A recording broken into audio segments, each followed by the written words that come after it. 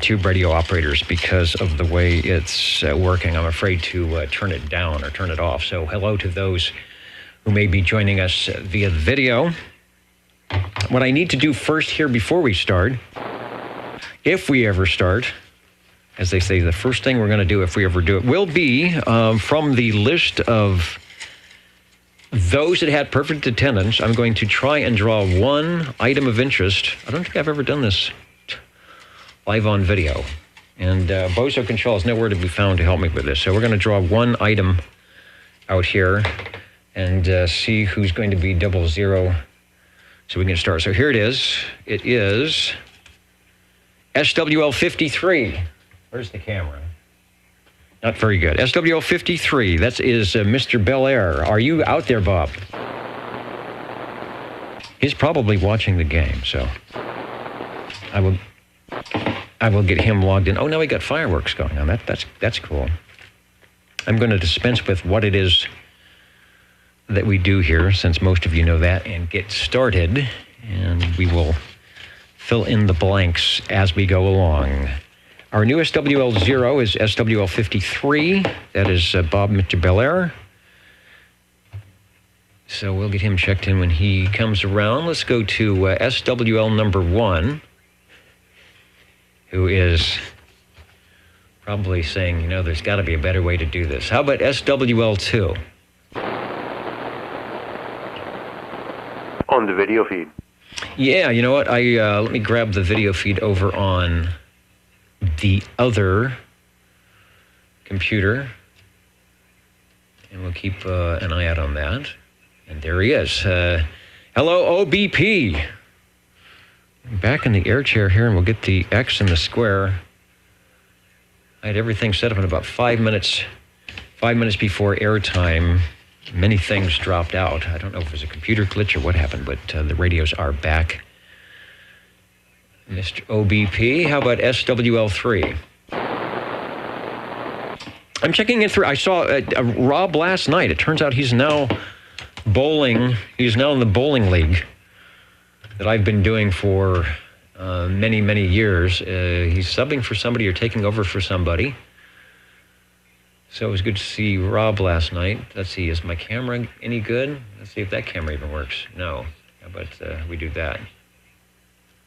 All right, we'll see if the S-meter camera looks like it's off a little bit, but we're okay there. SWL4. SWL5, Ida Mama Rose. I saw her earlier this week.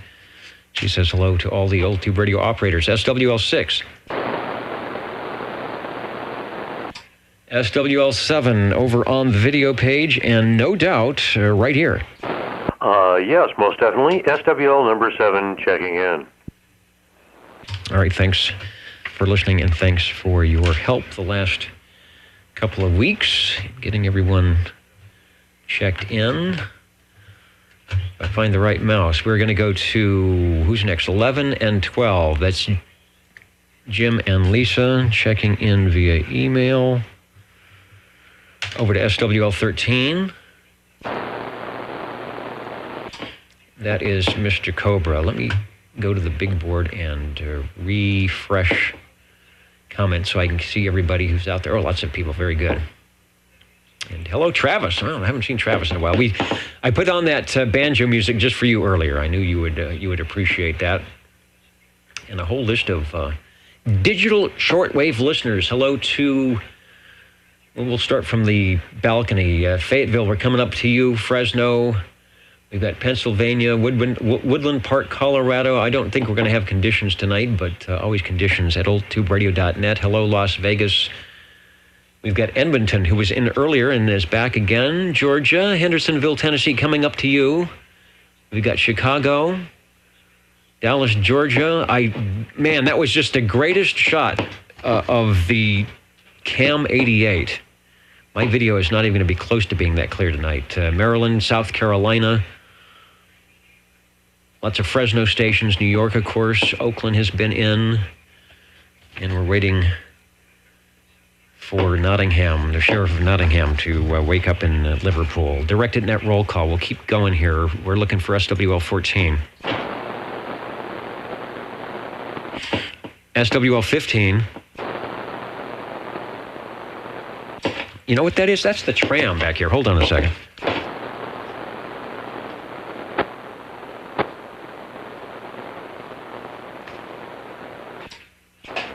It's scaring me back there. If anybody sees a fire behind my shoulder, that's the tram blowing up. Why not, right? SWL 16.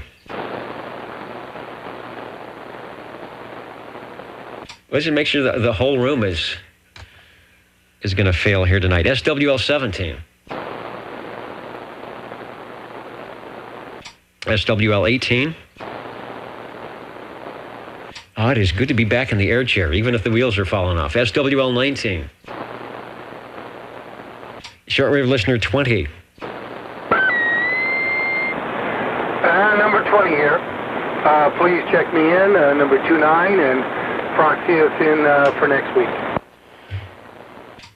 All right, we'll put the proxy in next week. Hopefully you'll be able to listen in to your favorite Saturday night place at oldtuberadio.net, where we often try to be when things are working.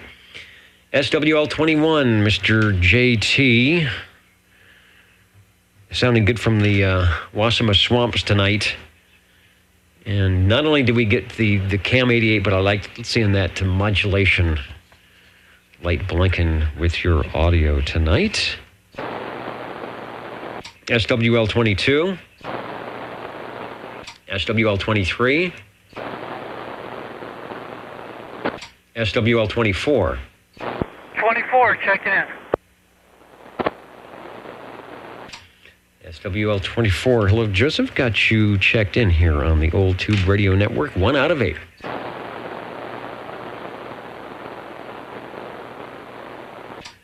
And what did happen to Utah? You might have turned into, is there an unknown? Sometimes that happens. You turn into an unknown because the IP doesn't lock in. So I'm not sure where you went there, Ray. But I know you're out there. SWL 25. 25, sounding good, Dennis. Back to you. Man, and I will return the compliment. You're also sounding nice and loud. I've got the headphoniums on. I'm also hearing audio. Is that me? No, that is me. Let me turn down that. That's even better. Thank you for checking in, Jerry. No problem, Dennis. Sorry, I didn't mean to blast you out, man. Well, I was hearing the delay, and I'm thinking, there's no one talking. There's someone talking. So now everything is good. You're sounding good, and if you are around during the radios, we'll get something checked in.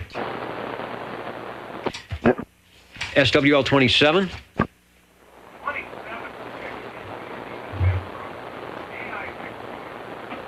Let's see if this... Oh, no. Do I have audio? Yeah, I know. Well, that's another thing that's failed here. Let me try something. Let me move some cables around. No, my audio is really low. I can see that. Somebody's got audio from.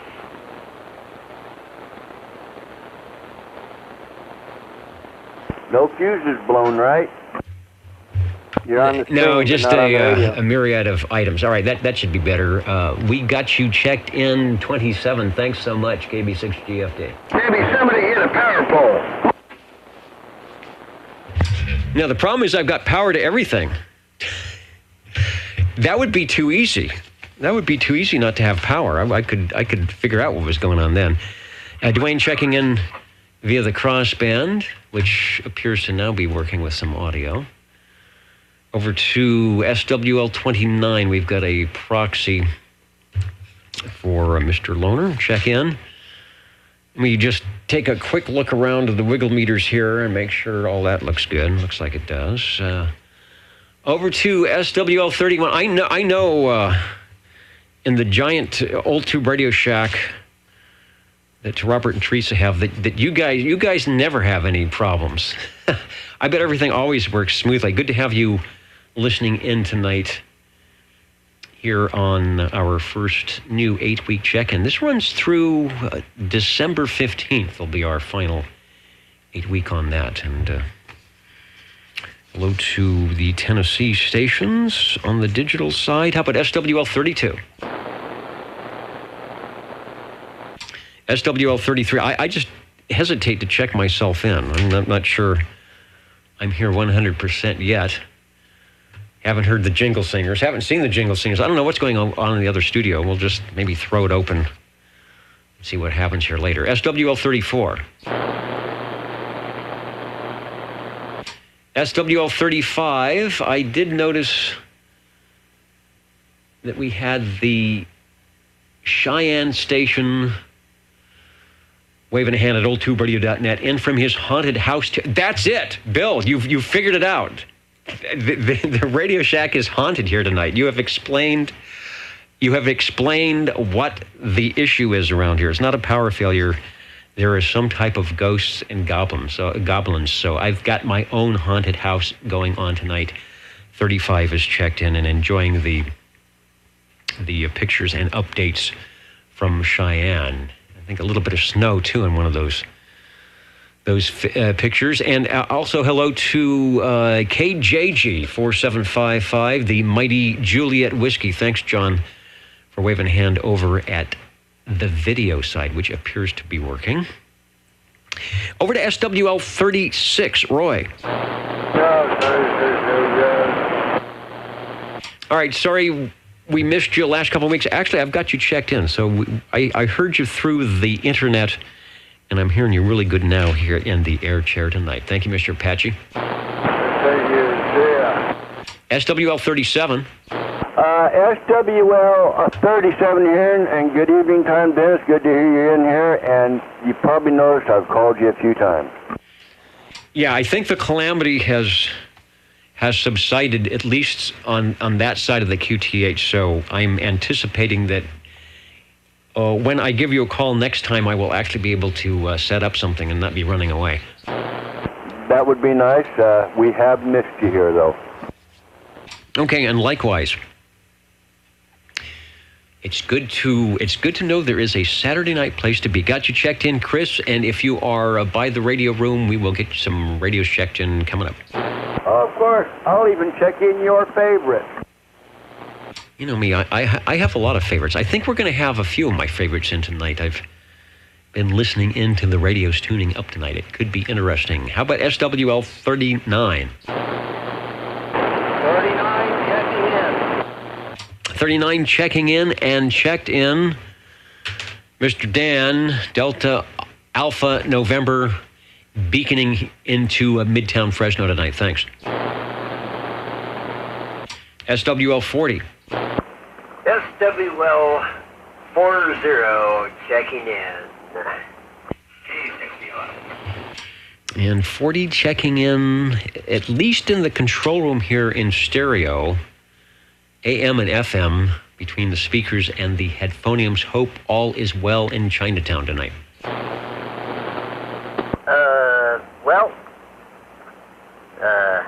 Yes. The answer is yes. The mosquitoes are very big tonight, and they're very hungry. Well, make one of those traps that takes them away from you, but keeps them fed, and all will be well.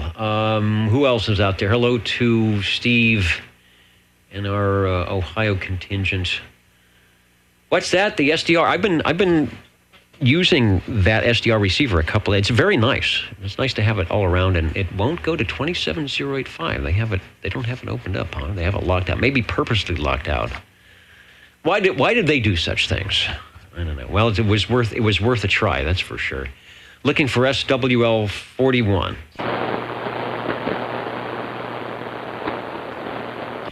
SWL 42. And I did have the crossband up. I may have missed if Jerry tried to come by to get an early check, and so if anyone has heard from him, just let me know, and we'll get them all checked in. Yeah, check him and the gain in. Okay. We will do that. I know he often comes by on the crossband, but I've got to be in the room and have it on, because that one That one isn't quite on a recorder yet. Over to SWL 43.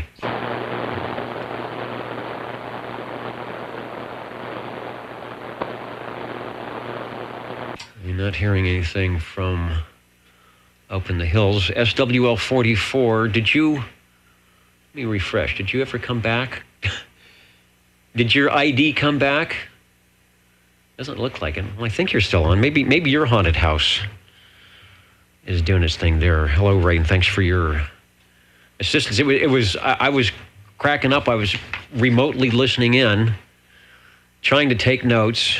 You got the stations in Fresno. We got relays from the station in Utah to the station in Fresno to the station in Southern California. It was, what did they used to say back in the 60s? It was pretty groovy. Thanks, Ray. How about SWL 45? Welcome back, guys. You're sounding good. 45. And you are as well. Glad my receiver's working. Glad everybody else is doing what they're supposed to tonight. I've got the X in the square for you. Thanks for listening. Thank you. SWL 46. SWL 47. SWL 48. 48 can be kind of sneaky. I have to check about 3 different places to make sure Sam is in there or not. SWL 49. SWL 50.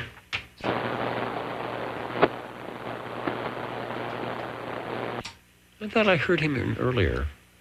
Game is still on. I'm sure we'll get a lot of check-ins here as things change later in the evening. SWL 51. 51 checking in. Nice audio in the headphones, nice audio in the stream. SWL 51, Dave, out in near Sangertown. Thank you, sir. SWL 52. And SWL 53, the guy that is now 00. Are you there, Mr. Belair? Yeah, I'm here. I hope this microphone is working okay if you can hear me there, Dennis.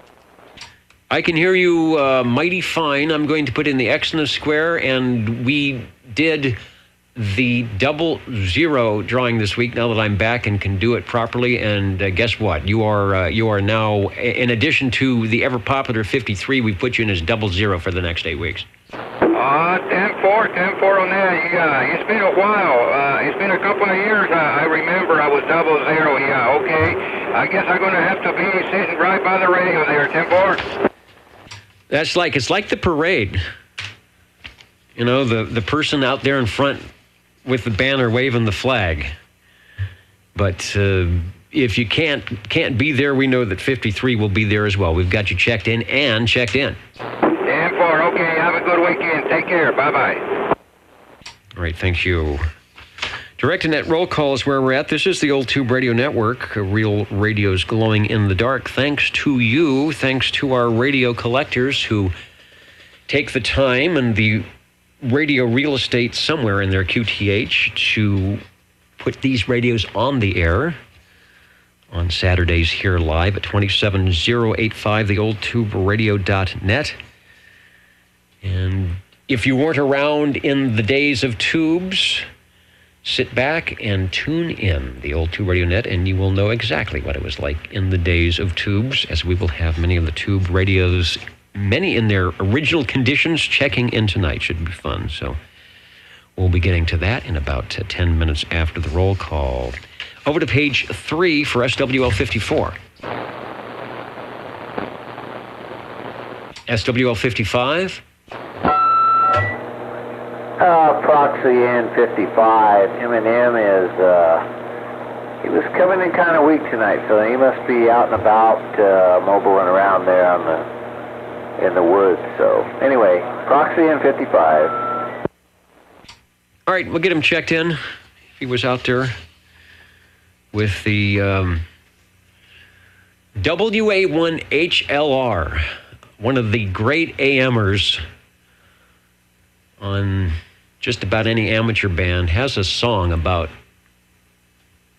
mobile radios. I think he calls them Piss Week Mobile. So 55 M&M, if that was you, we've got you 10-5'd here, and we'll catch you back on the base. Thanks for the relay. I'll have to get that song. It exists on the internet somewhere. SWL 56. Good evening, Dennis and the net. 56, just for tricks.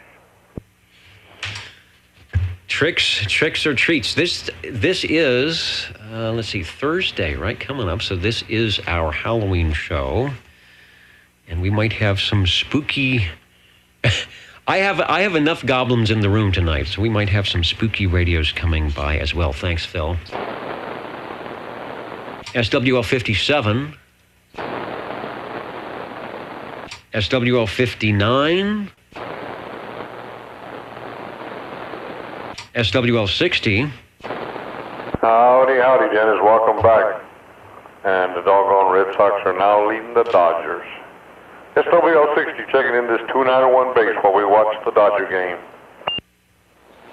Wow, all right. That's where everybody's at. I think the last update I had on the page here was 4-0 for the LA side. So things have changed. We'll see who goes longer tonight. Will it be a 15-plus inning OTR, or we'll have another doubleheader in one evening? Thanks, Joe, for checking in. Yeah, no, last night, 12:30, when Monix, or I forget what his name was, slammed that ball in to end the game. 12:30 last night, 18 innings. Okay, 5-4, Boston. All right, well, whoever you're all may be rooting for, somebody will win and somebody will lose. Go Brooklyn. Now, wait a minute. Looking for SWL 61. 51, checking in, Dennis. SWL 61, hello, Dean. Always sounding good on the Old Tube Radio Network and across the universe at oldtuberadio.net. Thanks for listening. Thanks, Dennis. Beautiful downtown Clovis at SWL 62.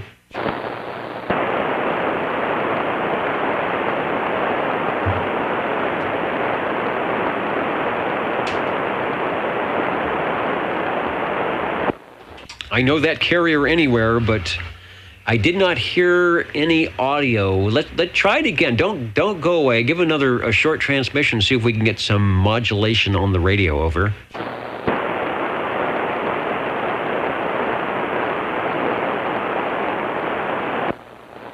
If it's there, it's very weak. But I know it's you, Rex. We've got 62 checked in. Put an eye to the wiggle meters or the mod light and see if it won't do better next week. Very low on the audio. Thanks for checking in. But you know what? Even with that, even with his ghosts and goblins over there, he's still on time and on frequency. But maybe undermodulated just a bit. Over to SWL 63, and I do believe that 63 was in there somewhere. Let me check.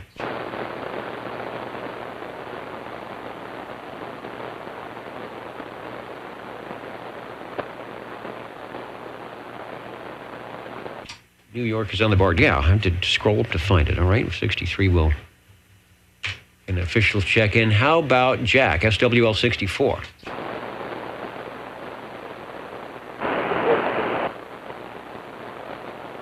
SWL 65.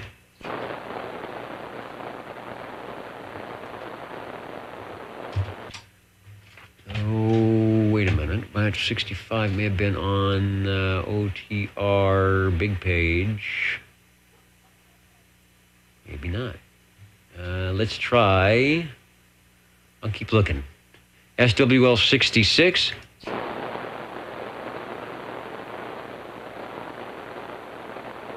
SWL 67.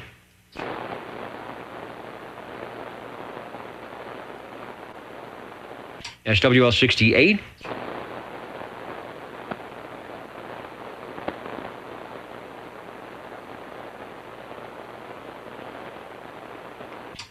And let me jump ahead here and check in SWL 128. So I know it's late where you are.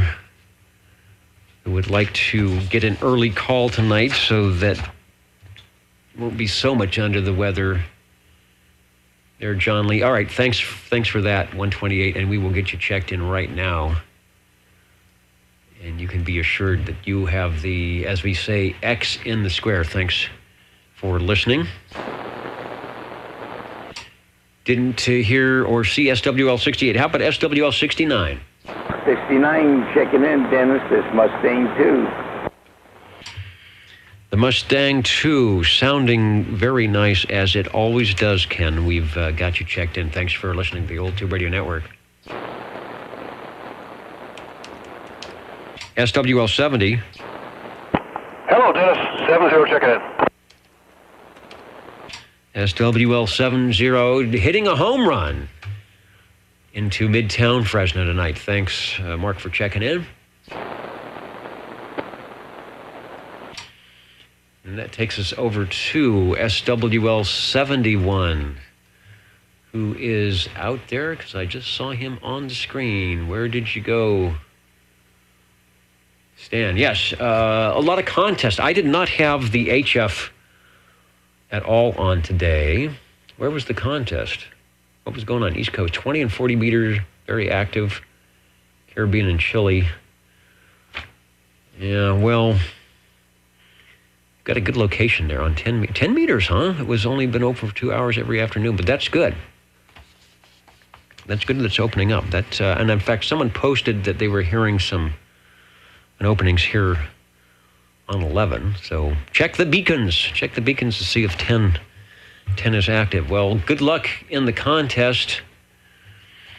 And let's see, what's the other one that comes? The one I usually get in is like one of the QSO parties, because it's easy. Just give somebody a point or check somebody in that way. We'll have contest night. We should have contest night in the Old Tube Radio Network. I don't know how we would do that. Thanks, Stan. Over to SWL 72.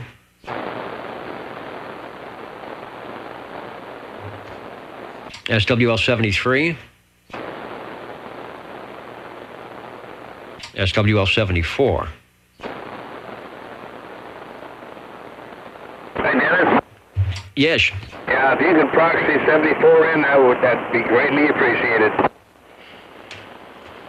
Will do. In fact, it is done now. Let me mark the official big board, and 74 is checked in. Thank you, Dennis. Calling SWL 75. SWL 77. Good evening, Dennis and Annette. The old Tower of Power out of the Tower District. Waving the hand, 73. Sounding good, looking good on the S meter. And the Tower of Power. I was there briefly. I went down to the Tower District today, and this is exactly what I did. I took out the garbage. I emptied the trash. I went to the Tower District to empty the trash today, but it's still a beautiful place. You know, that's my job sometimes. SWL 78.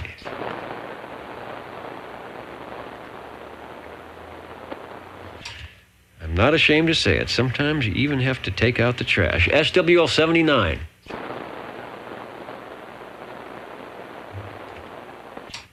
SWL 80.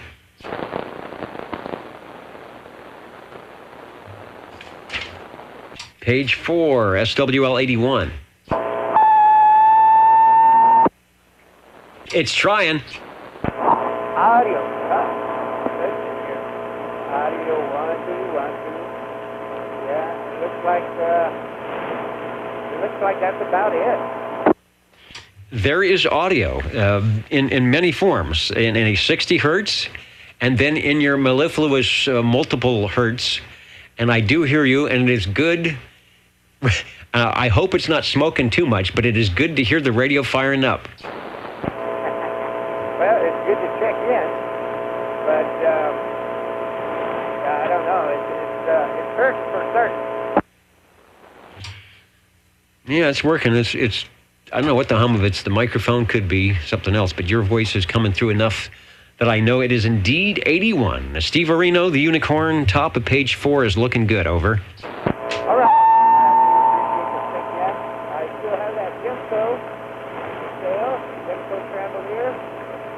Anybody's looking for one, they can see it out here on Craigslist. Jimco Travelier. Okay, the Demco Traveler is still for sale. If you have a link or something, you can even post that over at ultibradio.net. This is a way to get a hold of you or see it that way. Thank you, Steve.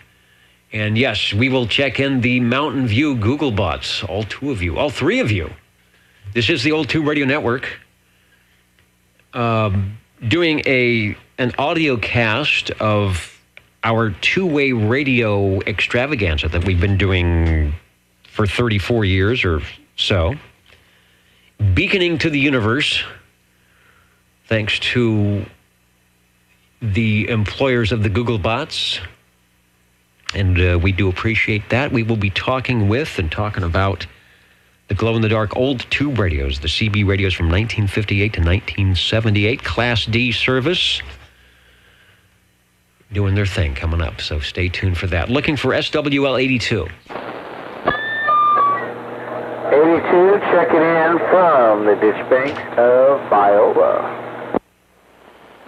The warm ditch banks, it was, 85, 86 today? The ditch banks are probably blooming weeds again. The ditch banks are empty, but we're doing some irrigating out here with the pump. So anyway, good evening, Dennis, and everybody else. Thank you. Thanks for chiming in here in the Old Tube Radio Network. Page 4, radios are coming up. How about SWL 84? SWL 85.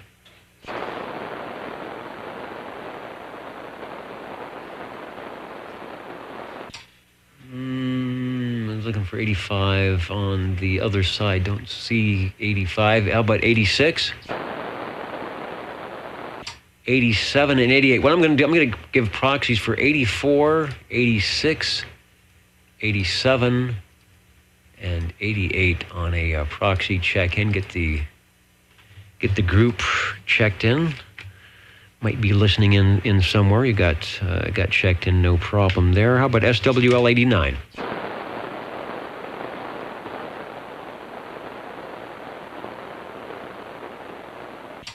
SWL 90, we've got checked in. SWL 92.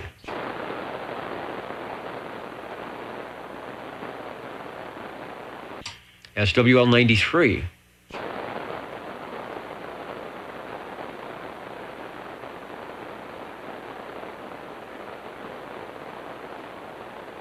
SWL 98.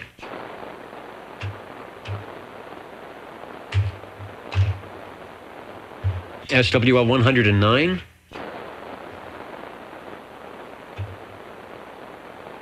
Well, this mic boom isn't supposed to. You can hear me thumping the mouse on the desk here. So much for the air suspended microphone that's not supposed to pick up all that noise. How about SWL 110? SWL 111, I heard you, Bob, on the 2-way, but I wasn't close to the microphone when you came in, and I also see you on the video side as well. So 111 is checked in for Reedley. Thanks.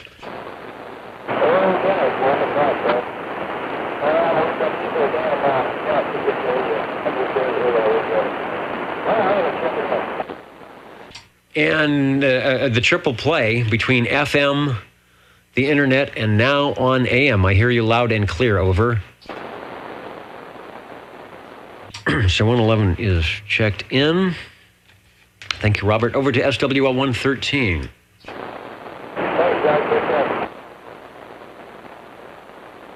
And I see a proxy for 85. Thank you, Ray. We'll get John, the other Reedley station, in as well. Let's go back to Fresno. SWL 114. 114 checking in. All right. Well, I think you're in Fresno. Could be somewhere else. You're loud enough to be in Fresno. Thanks, Wayne. Thank you. SWL 128, Mr. John Lee checked in earlier so that he could go 10-7 and recuperate a bit. How about SWL 131? I'm out 64. We can do 64. Thanks for stopping by, Jack. I think I called your number. I don't think I missed you, but you're sounding good now. Mr. One-Eyed Jack on the page 3. Let me call 131 again. Over to Northwest Fresno for 133. Good evening, Dennis. 133 is checking in.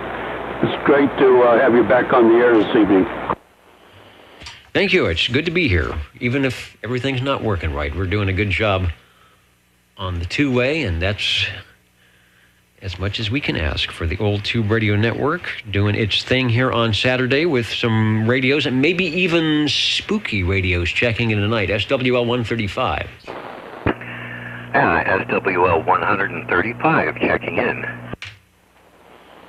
Got you checked in, and somewhere, where is it, is the radio list, which I will have at the ready shortly for you. And again, my apologies for the video. I'm going to have to go with lower quality on, I think, on the radios tonight, but you will get the idea as our radios check in that they are pretty cool sounding and looking as well. We've got a check in for SWL 137 over to SWL 145.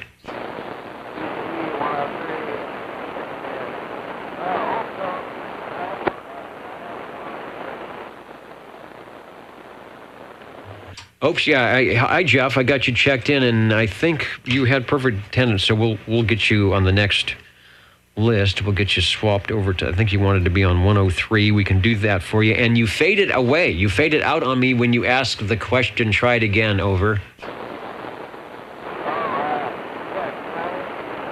Have 103. Boy, you came up real loud at the end. Yes, I'm going to, I have to redo the check-in sheets here, so next week, that is where you will be, over. Okie dokie, thank you. Okay, and your signal and everything just came way up, so whatever you did good. Thanks. That takes us over to SWL 147. Let me go and see what Neil is doing here this week. I thought I saw him in there. Yeah, in the house. Autumn finally here on the East Coast says 147, highs in the mid-60s. We had 86 today, believe it or not, and lows in the low 40s. We have mid-50s. No sign of skip anywhere. It comes and goes. I guess you got to be in the right place in the right time. Sounds like it shows up for an hour or two.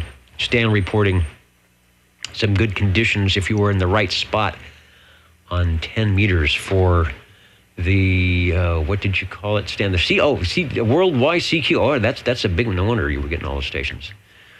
It usually gets pretty busy when you got that worldwide CQ contest.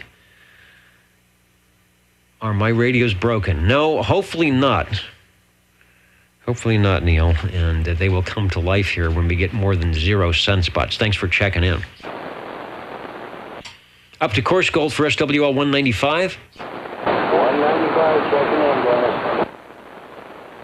Checking in, sounding good here in the Flatlands tonight. Jim, thank you. Thank you, sir.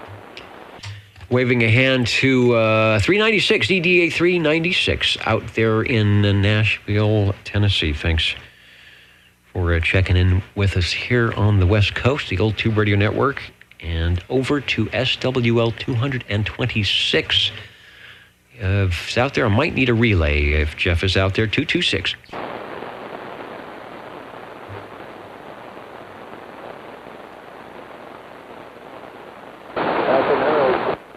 Nothing heard. All right, very good. And any late check-ins or people I might have missed, or maybe you're running in from the game quickly, I am listening for SWL check-ins.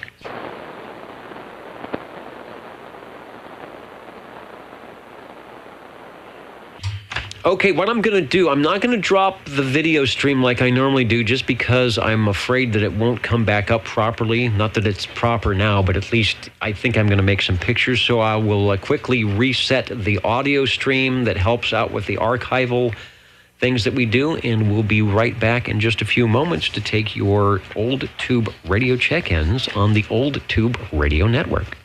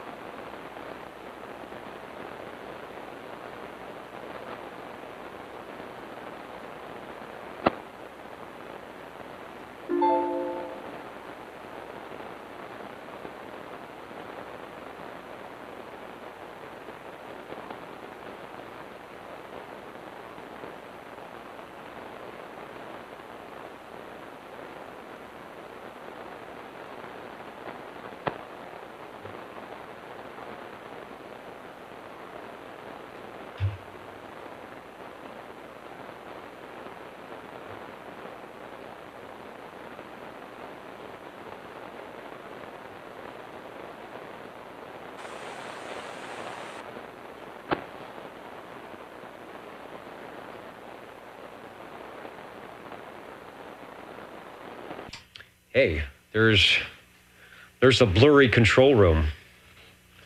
I can almost see me. All right, we are back. Couldn't get the audio to come up, but it looks like it has come up. Let me start that one. Very good. And I see myself over on the other computer, so that can only mean one thing. And we're going to just throw caution to the wind here. And I'm going to try and get the attention of the jingle singers over in the other studio. And we're just going to wait and see what happens to get to the Tube Radio check-in started off with this. How do you do, ladies and gentlemen? Greetings to you, wherever you are. For music and the latest news from home and from afar, the station for you is OTR, Old Tube Radio. The station for you is OTR.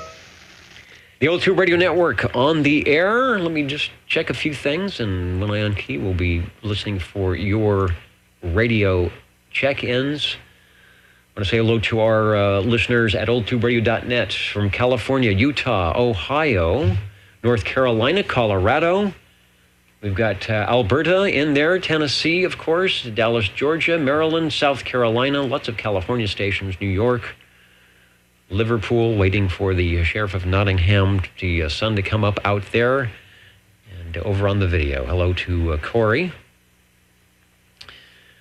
who is, he is finding, is that eBay where you find $150 for a Heath kit? And that's probably with the box open. When you find one with the box unopened, you just never know. Whatever happened to those $25 radios that we used to get? Well, we'll probably have a few of them checking in now. OTR is listening. 135, 135. Get my notepad here. I hear 135. Go ahead and step up in the air chair, Cliff. We'll take you first, but hang on one moment. Who was the other station? 45. 35. 45. Paul, you will be radio number 2, and 25. You will be radio number 3. So hang in there and we'll be right with you. In the meantime, let me adjust a few things here so we can get, as they say, the proverbial show on the road. Cliff, it is good to have you on the air. I haven't heard you in a while, but as you know, we do appreciate and often use a lot of your great photos. And we might be doing one in just a moment, depending on what radio you check in over. What was that? A bird, a plane? I don't know. It's gone now. Something covered you up there. Anyway, okay, so yeah, this is me, SWL 135, from Chicago, Illinois. This is the Hallicrafters CB1, the first in their series of CBs that they put out. And of course, it's, I think, well, I think it's certainly the only one by Hallicrafters, but it's one of the only ones I know of that has the 6E5, that 6 Echo 5 Magic Eye, as the modulation indicator. Reminds me of a speaker cabinet, which I think in the Hallicrafters line of things it was. The knob looks familiar, very close to something I have on my HT37. The picture is cropped a bit that we're showing at oldtuberadio.net, but I do see some fingers on what appears to be the push-to-talk bar, and that cute little whatever kind of microphone it is setting on the top, and you say that is the one that you're actually using. Over. Yes, sir. This is a two-fisted radio operation. Takes two hands to work this thing. Those are my very fingers in the picture, pushing down the push-to-talk bar. While in my left hand, I hold the little Hallicrafters. It says Hallicrafters on the microphone. On the back, it says it's a Shure CA95E, Charlie Alpha 95 Echo, which is just a cheap little tiny. I think it's a crystal mic, but I'm not certain. But as long as it's working okay, and incidentally, it's a lot of fun watching the Magic Eye work. It's your Pac-Man kind of Magic Eye. Oh, yeah, did you find the picture of this one? I have found the picture of that one being the CB3A. It is currently being featured at oldtuberadio.net around the world. Unfortunately, not in high definition, because that doesn't seem to be working tonight. But looks good and sounds good. Over. Okay, except that sounds like the wrong radio. This is the CB1, Charlie Bravo number 1. All right, it says, my title says Hallicrafters CB1 from the correct collection of Cliff SWL 135. Yeah, okay. You just said CB3A a second ago, so I got confused.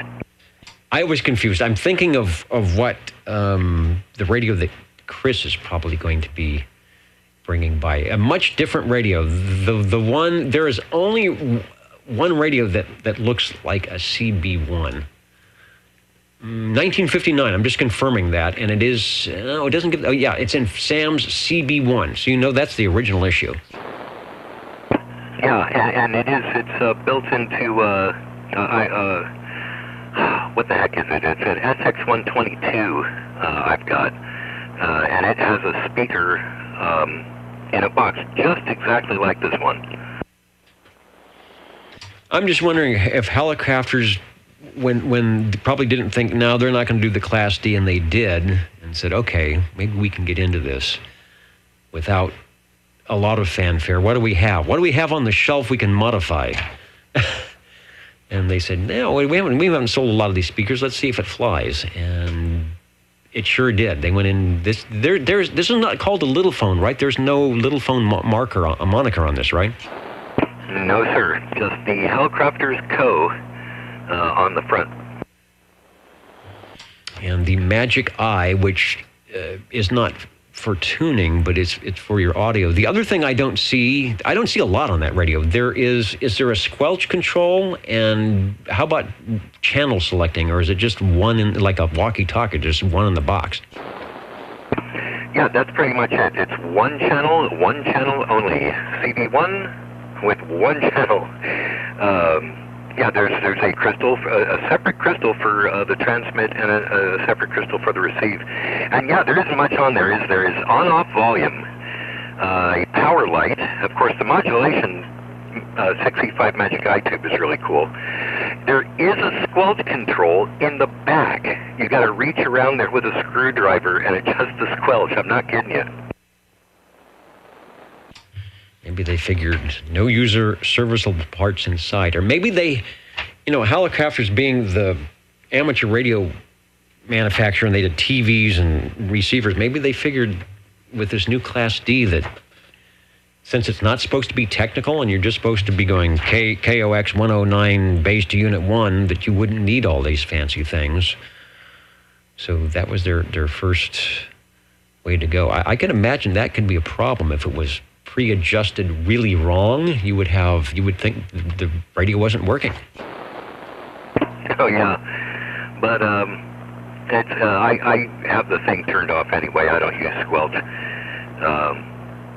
at least not on this thing, and so it I guess they considered it wasn't a big deal either.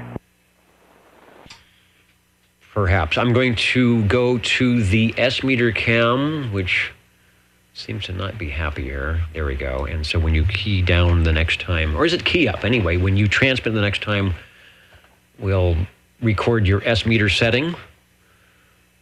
And then we'll continue on. The CB1, okay, I said it right that time. There's 11 tubes. I'm surprised because I think when let's go back to the CB3A, I think only had 7 tubes. That's got, it's got a rectifier tube, plus it's got the 6E5, so there's 2 extra tubes right there that a lot of items would have. The final amplifier is 6AQ5A, and what are they doing for audio?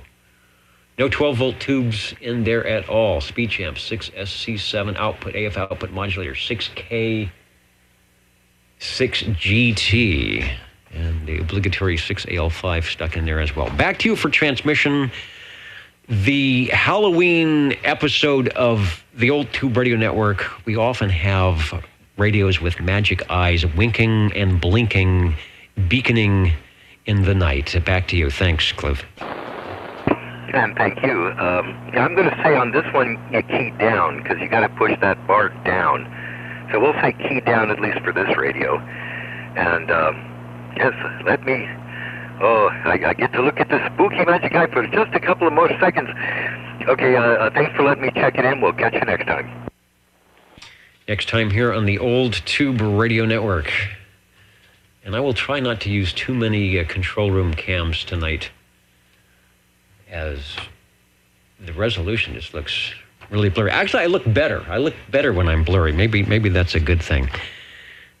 OTR. Oh, on top of the hour, let's do the Jingle Singers. Stepping up into the air chair should be Paul, SWL 45, but we will, at the top of the hour, head over to the other studio where the Jingle Singers hopefully have something for us. How do you do? Ladies and gentlemen, greetings to you. Wherever you are, your favorite slot on the dial by far is known to you as OTR, the Old Tube Radio Network. the station for you is OTR. Your favorite spot on the dial, we hope, at least on Saturday evenings from 8 to 10 p.m. Pacific. We're still in daylight time, but not for long. Hello, Paul, SWL 45. Are you there? Over. You bet, Dennis. And my welcome back radio is the General Radio Telephone Super MC12. One of the rare General Radio telephones.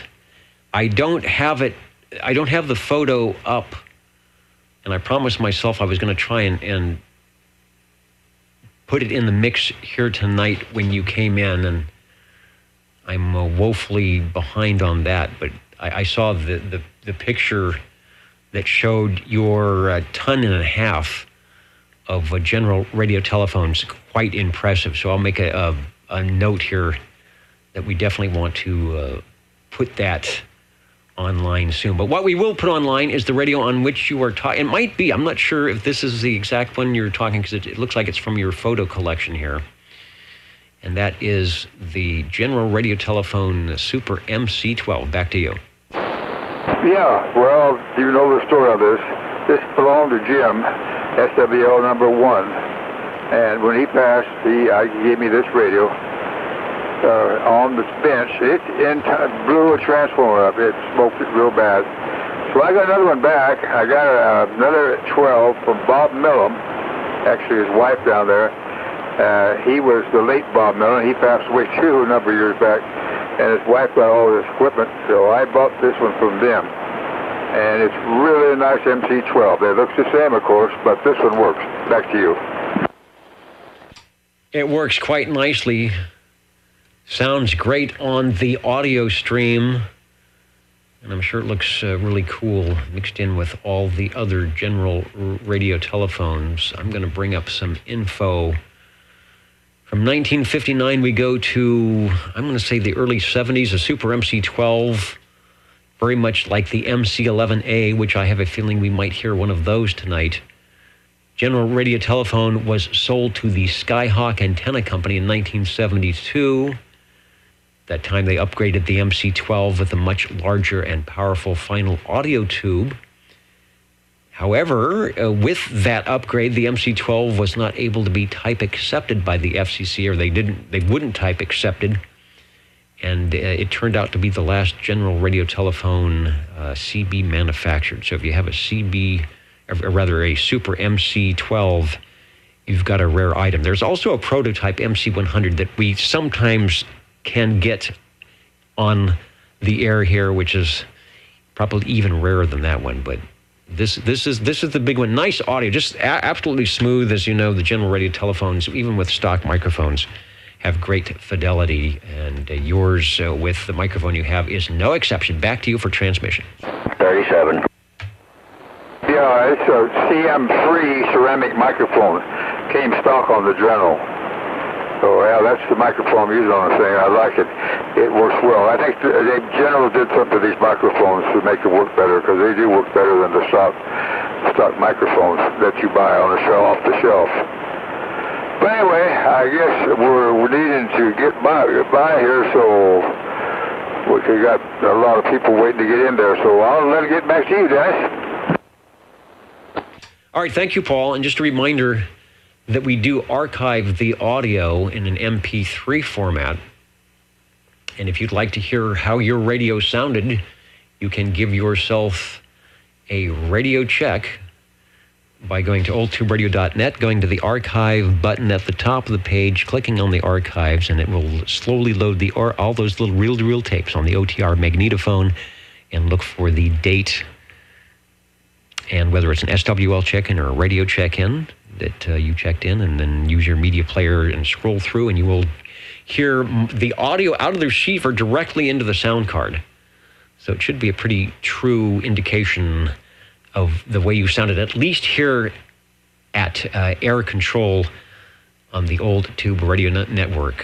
Who's stepping up to the chair now? That would be SWL 25. Hello, Jerry. And I want to wave a hand to the mighty KUH, who is no stranger to tube radios and radios of all kinds, especially if they are Drake. Am I getting that right? Anyway, Brian,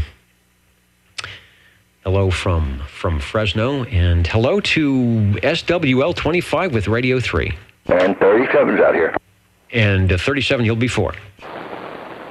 Well, anyway, good to hear from everyone, Dennis, and good to hear from you. And 25 checking in on a Sonar Model G. I believe it was designed as a mobile with it dual conversion, meaning that it's either AC/DC, and pretty simple radio, 8-channel transmit, crystal controlled with a VFO and big old fat stock Sonar microphone. And anyway, the needle's working, just banging away, so I guess it's working, transmitting. So anyway, Dennis, thanks for checking in. Back to you. I'm glad I can check him, and I'm glad we've got some great tube radio operators and collectors that will sneak away from whatever they're supposed to be doing on Saturday evenings to jump into the Radio Shack and share the radios with us. I've got a picture. I'm going to do a couple pictures of the Sonar Model G. Yeah, it says it's a Model G. Sometimes I put the wrong pictures up, but I try not to. Really, everybody's got really good, really loud audio tonight, even on the Hallicrafter CB1, with a microphone that looks like it shouldn't sound good at all. Just had some interestingly loud audio. The Sonars, of course, are noted. Any of you Sonar fans pretty much know that it's hard to make a Sonar sound bad. And I believe you said you are using the stock microphonium? That is correct, Dennis. It's a big, fat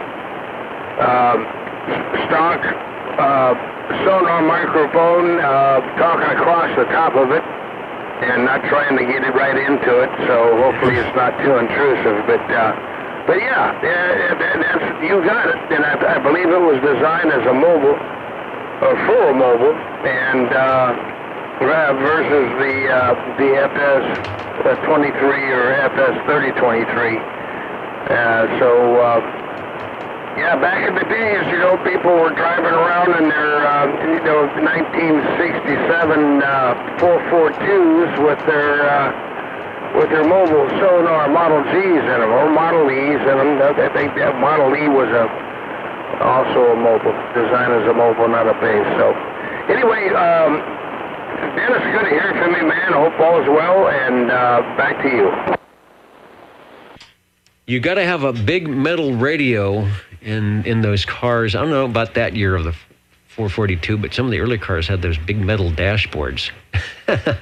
I know because I think when I was a little tyke, I hit my head on one in a sudden stop. So probably good that there wasn't a radio there. I would probably have some knobs stuck in my forehead. The Model G originally selling for about $229.50, which wasn't the cheapest radio around. Probably wasn't the most expensive, but for a non-23 channel radio. 5 watts, of course, and just sounding really good with, was it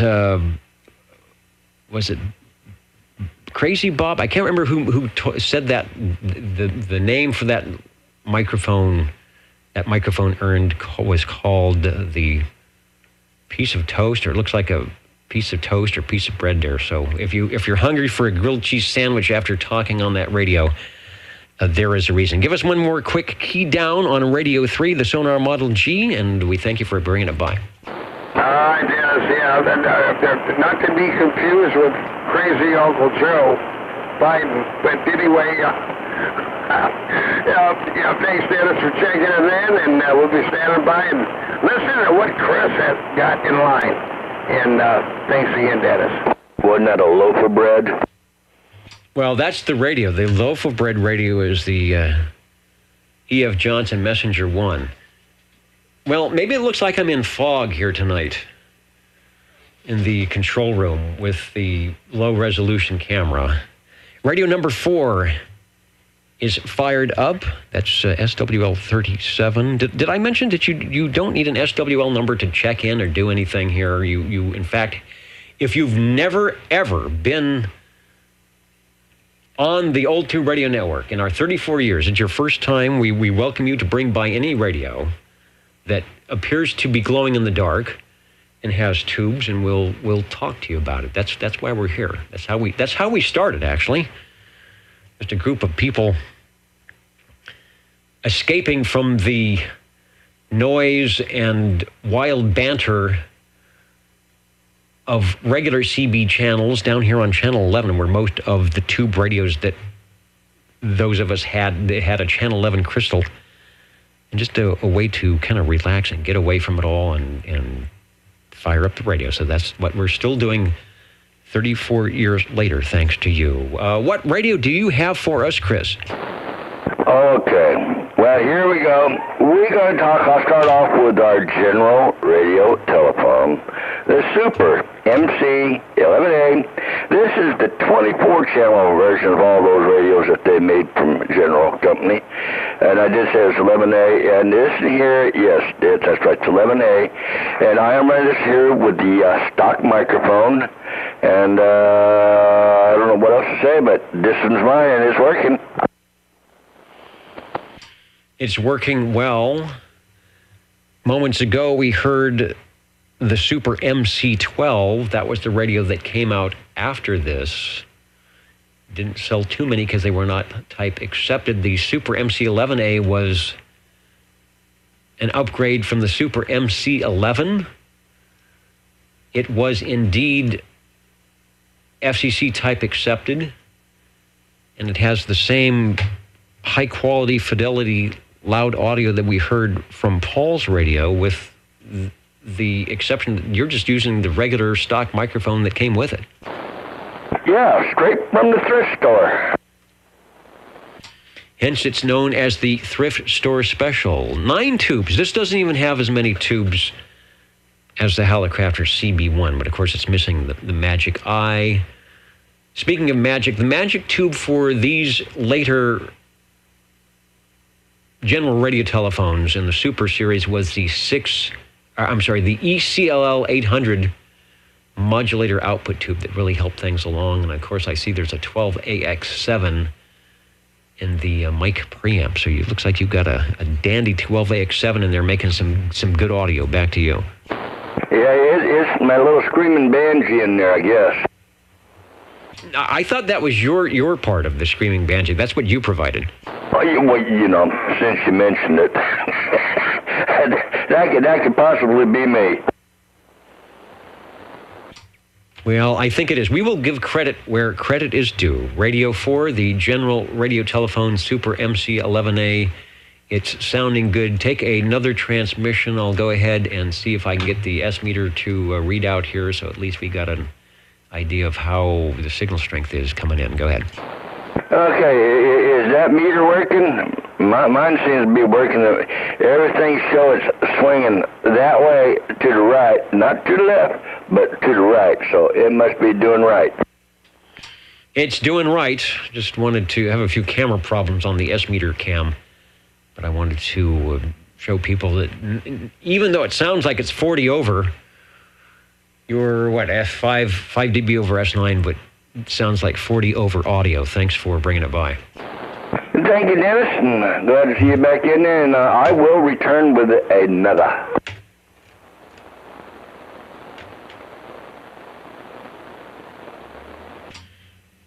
And let's see, hello to, and goodbye, I guess, 73 to Black Horse Militia. Yeah, we keep the playbacks up, audio and video. So thanks for joining us, and we do this most every Saturday of the year. Equipment and power and antennas and coax is willing, and we always have a lot of great tube radio operators standing by to fill the pages. We are looking for radio number 5. Number 7. 45. All right, we have a triple play. We've got SWL7. You will be next. And then, as my pen runs out of ink, what else could go wrong, right? Then after SWL7 is 37, and then after that will be 45. And I'll try and keep everybody honest here because I've made notes. Not that I will properly address them at the right time. You just never know. Radio 5 is coming up next, and that would be Mr. Ed. Hello, Radio. And hello, OTR and SWL listeners. This is a Johnson Messenger 223. From E.F. Johnson, our first E.F. Johnson, a very big player, along with some of the names that you've heard tonight, like Hallicrafters and General Radio Telephone, Sonar. E.F. Johnson was right in there. They didn't make a lot of radios in the tube. They just had the 3, the Viking and the Messenger 1, the Messenger 2, and the one which we will be hearing, or are hearing now from Ed, the Messenger 223. And then they came out with a few more in the Solid State series.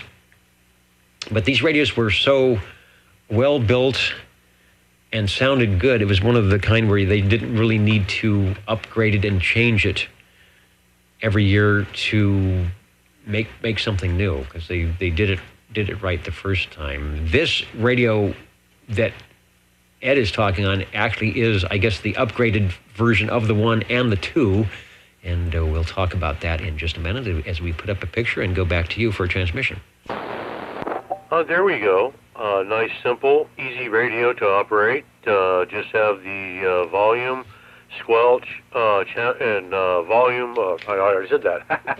And channel selector. The S meter is nice and large. Shows your output also. And this one has blue LED lights that have been put in there instead of these standard bulbs that were there.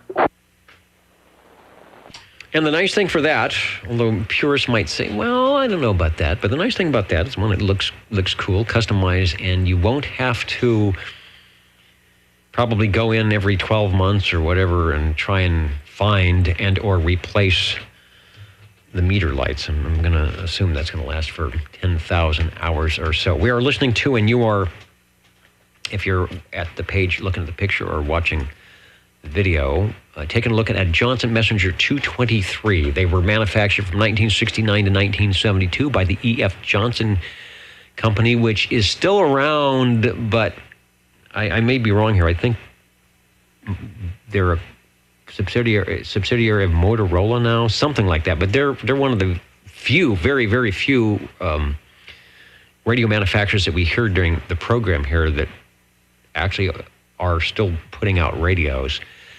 It was a 115-volt version. This was not a mobile radio. They had, I think at the time, a 323 and a 123 that came out about the same time that was solid state. You could use the Viking Messenger 1 and 2 as a mobile radio, and this was the upgrade from the Messenger 2 that added 23 channels, hence the name 223. Back to you. There you go. And as far as the receive goes on it, too, it's just as good as my Tram or Eagle, or just almost as good as Eagle. Yeah, it's a really nice sounding radio, good audio, a good little speaker in it.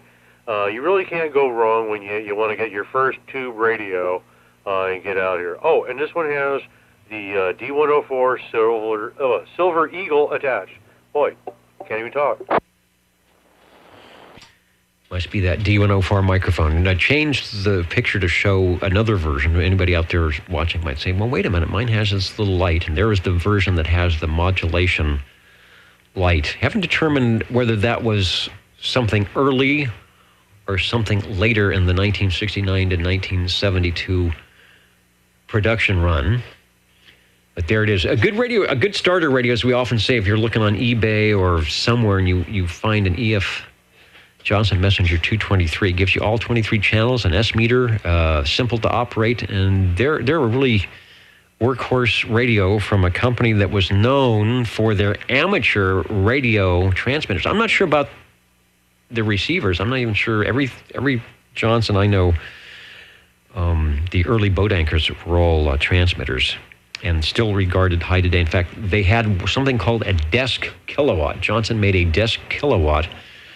It was this metal desk, and part of the desk had a drawer, an insert that had a kilowatt amplifier built into it. And then you would put on the desk whatever Johnson radio that you wanted to use to drive it, whether it was the Valiant or the Viking or Thunderbolt, and then you'd run it into that desk amplifier. So there you go, Ed. You should be looking for... you don't want to know the price, but you should be looking for a Johnson desk kilowatt to set that radio on. Over. Oh, man, yeah, I would love to have one, but like you say, if I saw the sticker price, I would probably go into shock right there. With that, we'll go ahead and let you get to the next radio and bring a couple more in. Certainly. Thanks for bringing it by. That is radio... I didn't even mark it down. That is radio number 5. From Mr. Ed, the E.F. Johnson Messenger 223. According to my little note here, we will be heading over to 37. Hello, Chris. Hello, Dennis. And the reason I'm having trouble, there's my note. It's on about an inch by inch piece of paper. And this is what I have to take notes on tonight. I don't know where all my blank paper went. You are radio number 6. What have you got for us? Over. Okay. I got a big lavender and gold and silver looking radio here with a whole bunch of knobs on it and blinking lights. So I'm going to check in my Courier Royale 23 channel tuber that goes in the dark with all the knobs in the front and the mysterious ones in the back for the modulation and tune and load and all that kind of stuff. But we got those ones up in front for all different kinds of things. And we are running this in here also with the amplified D104 Lollipop. There's the radio sneaking into frame. I like the way you have your audio set up. It's not too loud. You could certainly make it scream a lot more if you wanted to, but it's very pleasant for communication, quality audio with the headphones here on a Saturday evening. Very highly regarded radio for a good reason.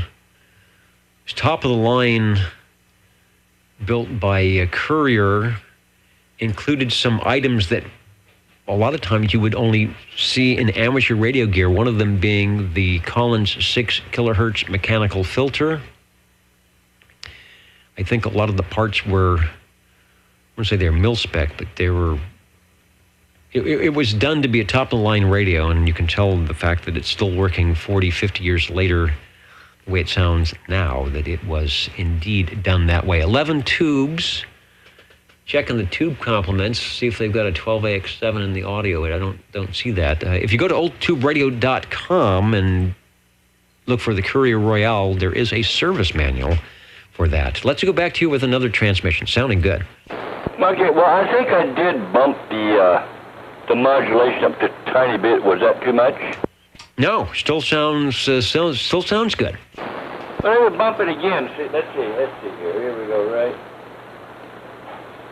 That was just another bump of just a smidge.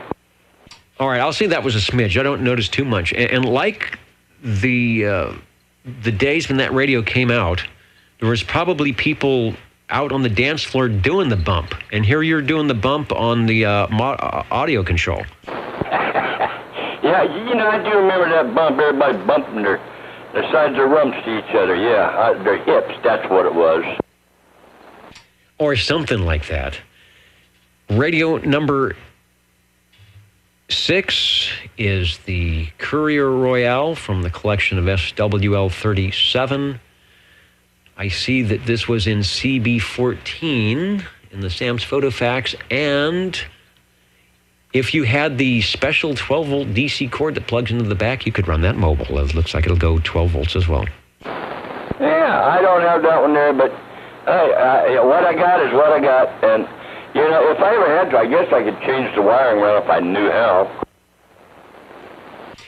Just have to make sure you put the 12-volt DC into the proper multi-pin jack in the back, but leave it where it is. Don't bump it too much. It is sounding good. Thanks for bringing it by. Radio 6 on the Old Tube Radio Network. Okay, Dennis, I'll be back with another. And we will be here. Are the Jingle Singers ready? No, they're not ready. So let's head over to SWL 45. Paul, we'll get the Jingle Singers after your radio, and I'm not sure what it is that you have, but your Radio 7. Yeah, okay. Check in my Pierce Simpson S-Course. Very good. I am glad we have a Pierce Simpson coming in tonight. I just lost my video here. I have one around here somewhere. I've actually done the net off of Pierce Simpson, but it's not the model you're talking about. You say it's the Companion, over? I'm looking for the picture. It hadn't come up yet. No, I haven't got it yet. Anyway, you'll find it. This is a neat radio. This thing's takes 9 tubers in it. Manufactured the same year the Companion 2 was manufactured. They were pumping it out like Dremel was about in the 60s. So now it's got all the bells and whistles. This thing's got you got the plastic one up, but you're getting close.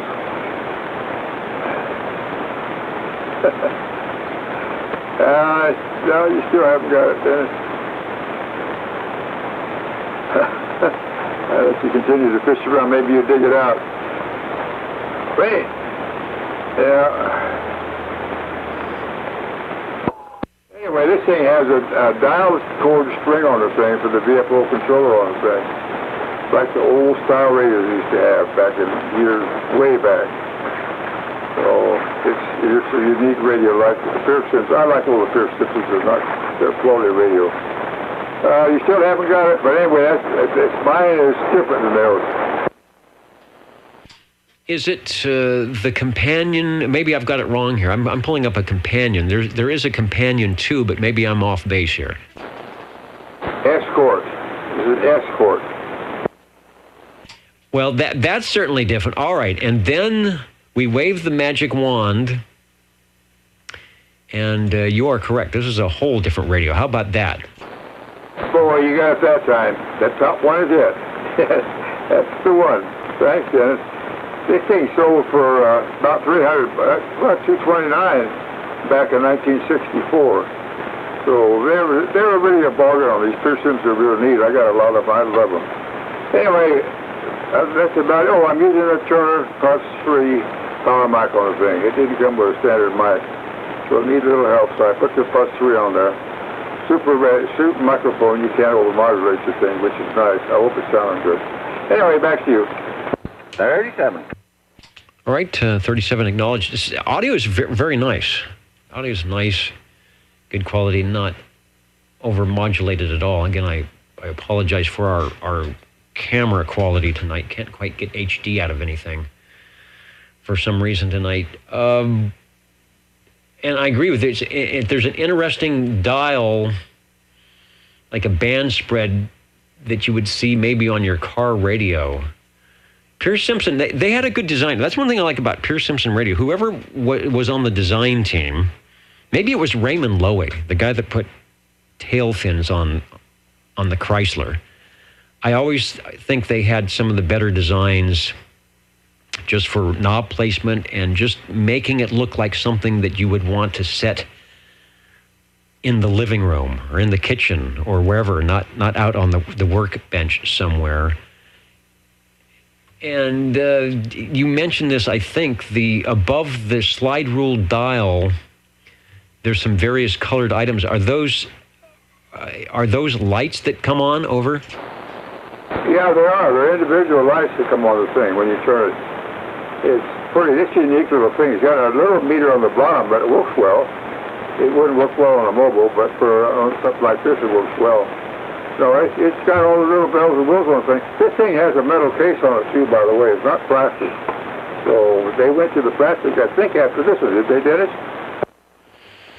Yes. They had the big waffle grill that looked more like an AM tabletop radio, which I think they probably did on purpose. But as you said earlier, in 1964, when this radio came out, 65, 66, they had a lot of radios. In fact, what I'm going to do, I'm going to switch, and I know about the S meter on my Guardian. It looks like they've got that same small. They must have bought 1,000 of those little S meters and just had to use them in all their radios because if they're not illuminated, they're just very difficult to read, but it's nice to have an S meter. Going to the advertisement, it doesn't transfer very well on the video here, but you can see, if I get my video back, there was the three big radios, the Pierce Simpson Guardian 23, the Companion 2, and the Escort, all about the same time. So the Escort was their middle model, the middle of the line. The Companion being the lesser at about $180, the Escort at $229, and the Guardian, the 23 channels, at $300. So they were, like you said, they were out to get the market. I'm going to bring up a Guardian next if it'll offer it for me. All right, very good. I've got Chris standing by with Radio 8, but I wanted to bring up that ad to back in the day, 63, 64, 65, 66, a lot of radio manufacturers still going and a lot of radios from which to choose. It probably wasn't as wild as the early and mid-70s when there were 4 million CBers, if you will, out there, but it was definitely starting to catch on. And at these prices, I mean, this is not a cheap thing. $200 or $300 back then, you could find a used car for that much, I'm sure. Thanks for bringing it by, Paul. Thank you, Dennis. And speaking about bringing things by, you know, I promised that we would have the jingle singer, so let me head over to the other studio as they are ready to go, and then after they're done, Chris, we will head over to you for radio number 8 on the Old Tube Radio Network. How do you do? Ladies and gentlemen, greetings to you. Wherever you are, the friendliest station for you by far is known to all as OTR, the Old Tube Radio Network. the The station for you is OTR. Station for you, 27085 is the frequency we are at. If you are in the RF zone here in Central California, otherwise you might be tuning us in at oldtuberadio.net or watching us on the kind of fuzzy video tonight. That's our Halloween effect, I guess, at Google YouTube. So hello to all of you out there. And next is Radio 8. Hello, Chris. Hello, Dennis. SWL 37 Chris here. We're going to check in a radio with the biggest one I've got here with 7 O-tubes. We're going to check in our Citizens Little Phone Helicopters model CD3A. 8-channel transceiver. I think it's 8. Let me see. 1, 2, 3, 4, 5, 6, 7, 8. Yeah, there's 8 of them. A through H, that's right. And we are running this to here with the original handheld carbon microphone. Over. We started off tonight with what I think was a ceramic or a crystal microphone on the CB1 from 1959. Fast forward 3 years later to late 1962, and here is the flagship radio for that same Helicrafters company in the Class D 11 meters. And they have certainly improved a bit. It now has more than one knob, more than one channel, and a standard microphone that actually plugs into the front. No more push-to-talk bar. And this radio has some other features that we will talk about. But let's go back to you for another transmission. And as you know, don't be afraid to get into that carbon microphonium. You know, I've tried to get inside this thing. You know, it's a big handheld microphone, but just ain't enough room to crawl inside of it, Dennis. I don't know what else I can do except scream real hard at it. I don't really have to scream real hard. I just talk normal into it, but of course I've got it right up there. It's just like drinking a drink of water. It's right there. Drink of water. I'm glad you said that. That'll give me a chance to get my drink of water. What I wanted to mention, let me see if I got my little pointer here somewhere. There we go. On the radio, there were 2 optional slots on either side of the channel selector. The picture that we're seeing shows one of those slots filled in with a plug-in S meter that didn't come on the original, I think it was $159 price tag. And then on the other side, there was another slot that the panel would come out and you would put in a variable VFO to get all 23 channels on the receive that I plugged in somewhere on the inside of the chassis. So like cars of the time that, I think what they used to say, radio, white walls, and heater would be an option on your car. S meter and tunable VFO might be an option on your Helicrafters CB3A. Back to you. Yeah, well, there's nothing on either side. It's just the letter E up there, you know, just for efficiency, or channel 11. Or excellence, or, you know, I come up with all kinds of different things start with E. Exit when I unkey, I don't know. Are yours marked like this one where you know what channel is it, or is it just A and you hope that you're on the right one? Well, no, it has A through H right here, and I'm on channel E right there, and it's got a little paper glue-on thing that sits on parentheses, channel 11. And that's a good thing, because if you were anywhere else, we would not hear you, or at least somebody would hear you, but I wouldn't be checking you in. As a Radio 8 on the Helicrafters CB3A, what other items can I tell you? 159.95, 1963. I think they actually came out. If you have one of the old 62 CB catalogs, you might see an ad for that radio. And on the amazing thing, only 7 tubes. We're so used to like 13 and 11 tube radios. They did it all with 7 tubes. I guess they didn't have a rectifier tube. And they didn't have, obviously didn't have a magic eye. 12AQ5, the output modulator, and there is a schematic at oldtuberadio.com. Back to you for transmission. Thanks for bringing it by on the Old Tube Radio Network. Okay, no problem. Well, I'll just give you an idea. See, channel A, it shows here, I believe it says channel 3 on there. Then channel B is channel 8. C is channel 10. No, it does show 10. And then channel D shows 10. And of course, E is 11. F is 13. G shows a 14. And I can't see nothing on H. But that's mine. Yeah, don't go to channel H. That could be scary. Maybe that's the Halloween channel. Save that for Thursday evening. Got the S meter up so we can see your signal? Sounds good. Thanks for checking it in. Okay, Dennis, I'll be back with another.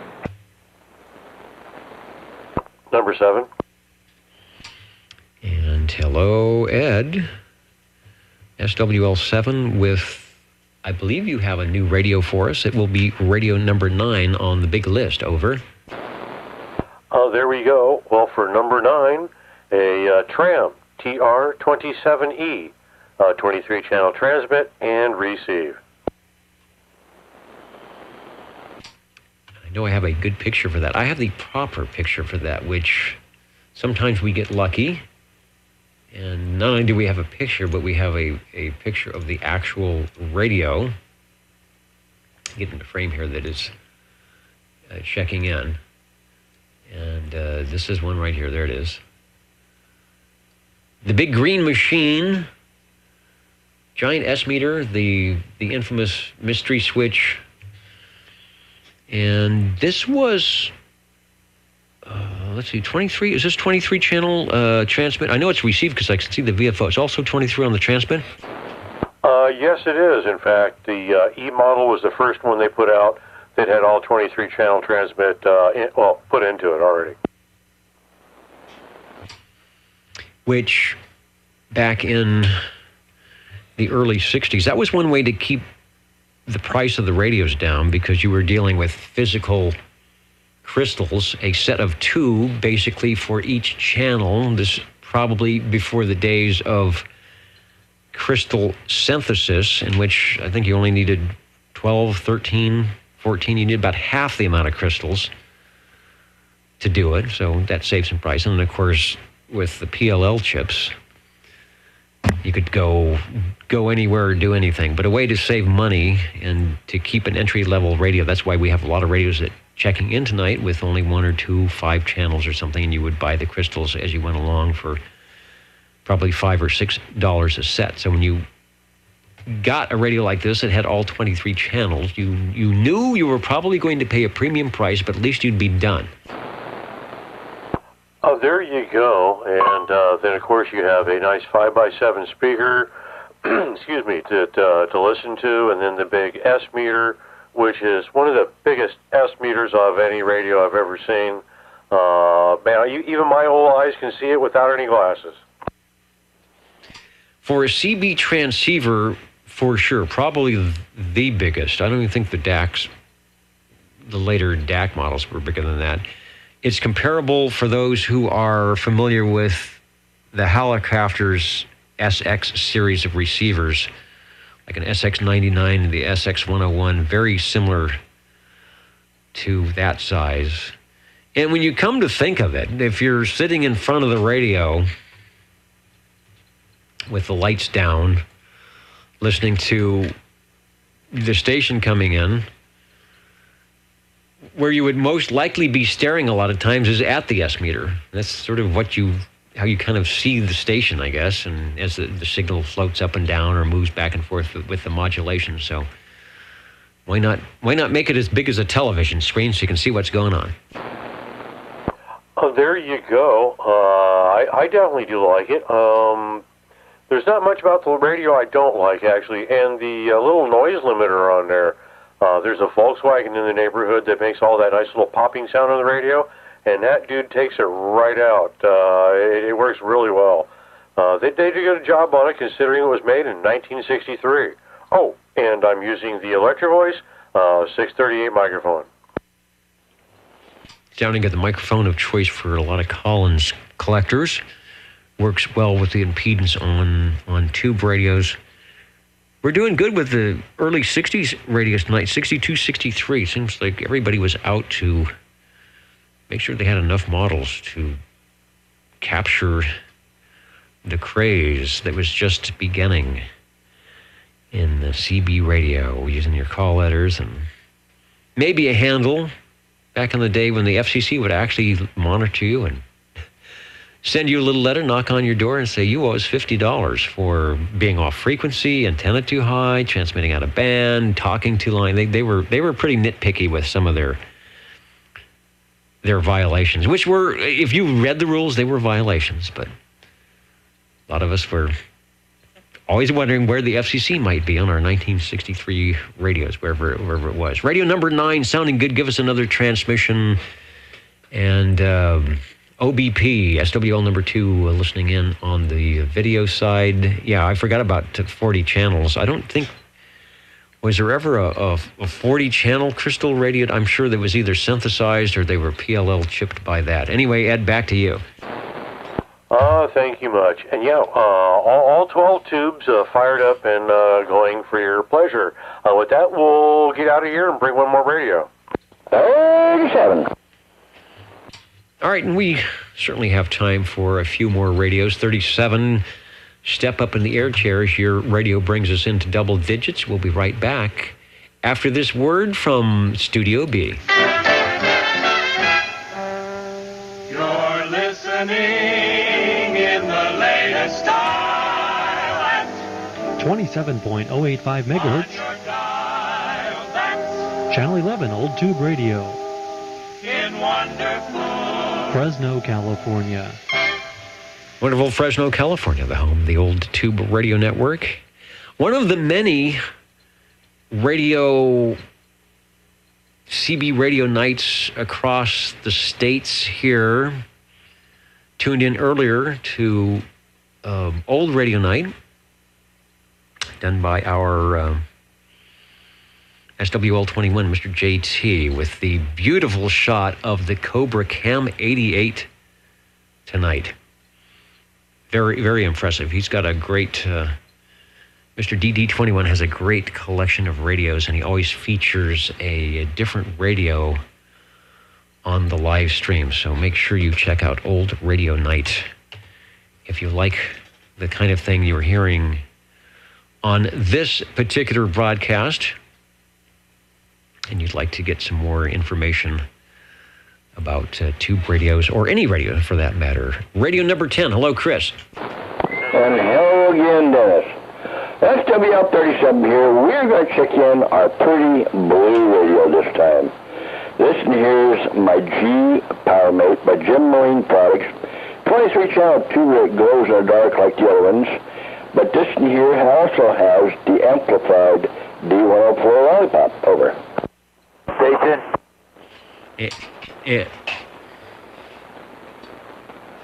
And station acknowledge that I broke my foot switch, but no, it's working. We'll be right with you after this radio check-in.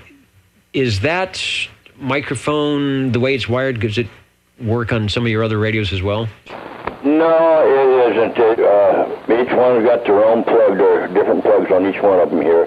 Although I do change the head from one to the other.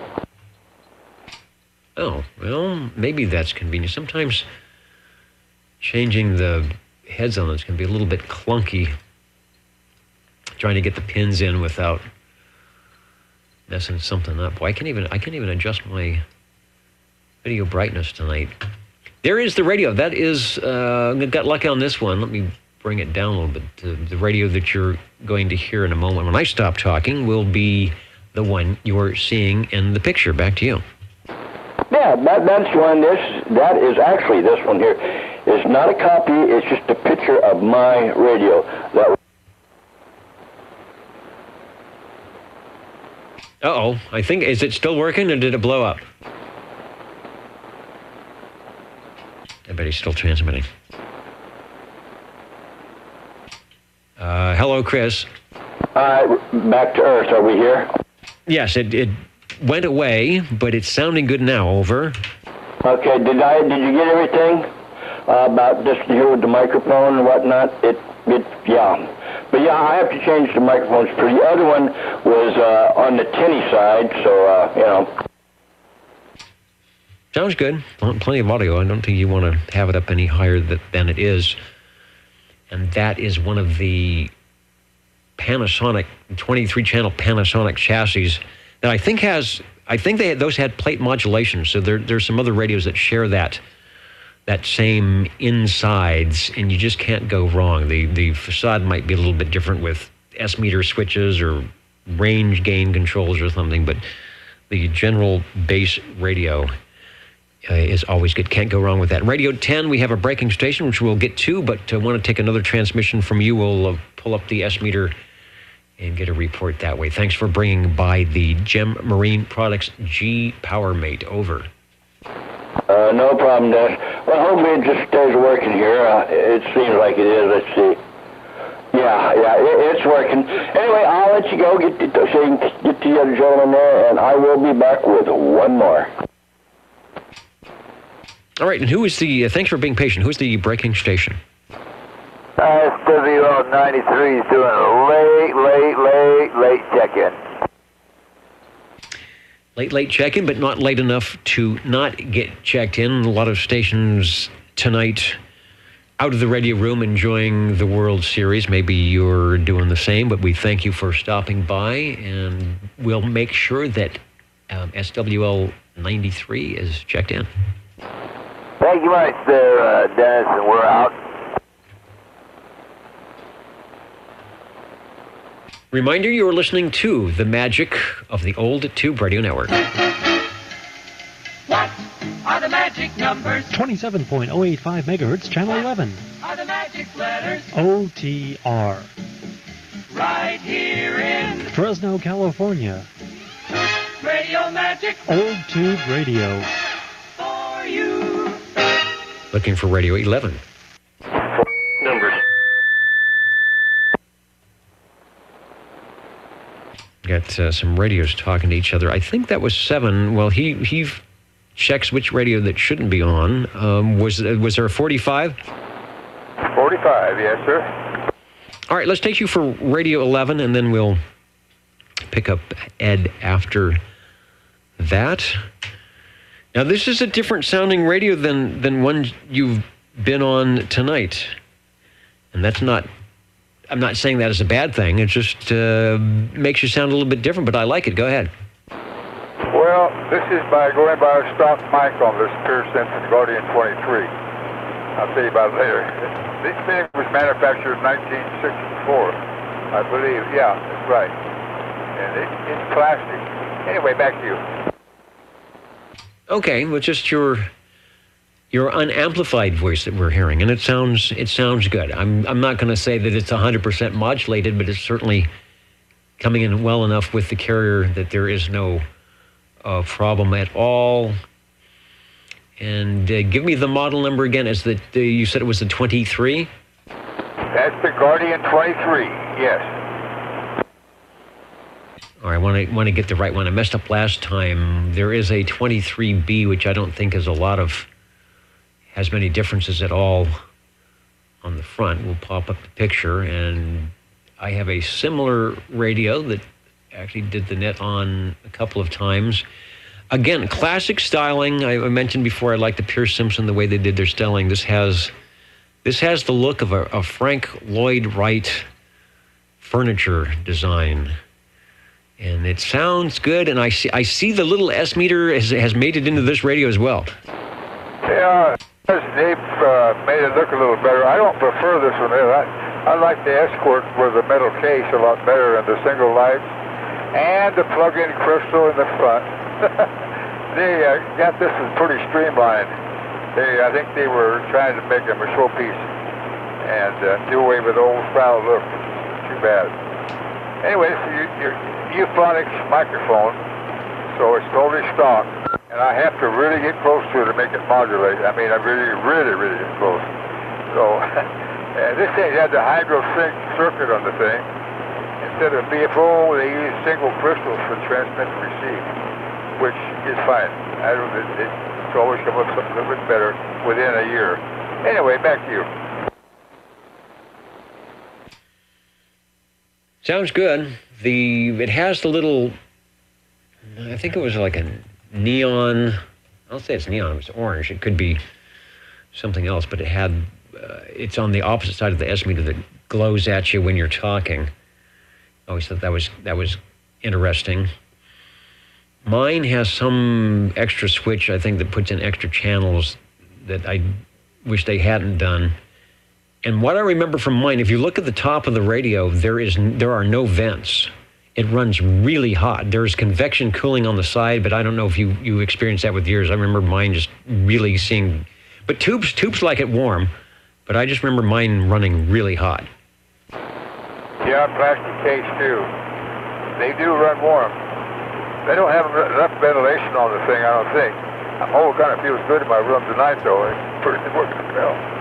Got a modulation light on the thing too, which is working. And from the escort, they come up to the dial channel selectors on the thing, rather than the string selector on the thing, which I liked a lot better. Anyway, it's a nice radio. Back to you, Dennis.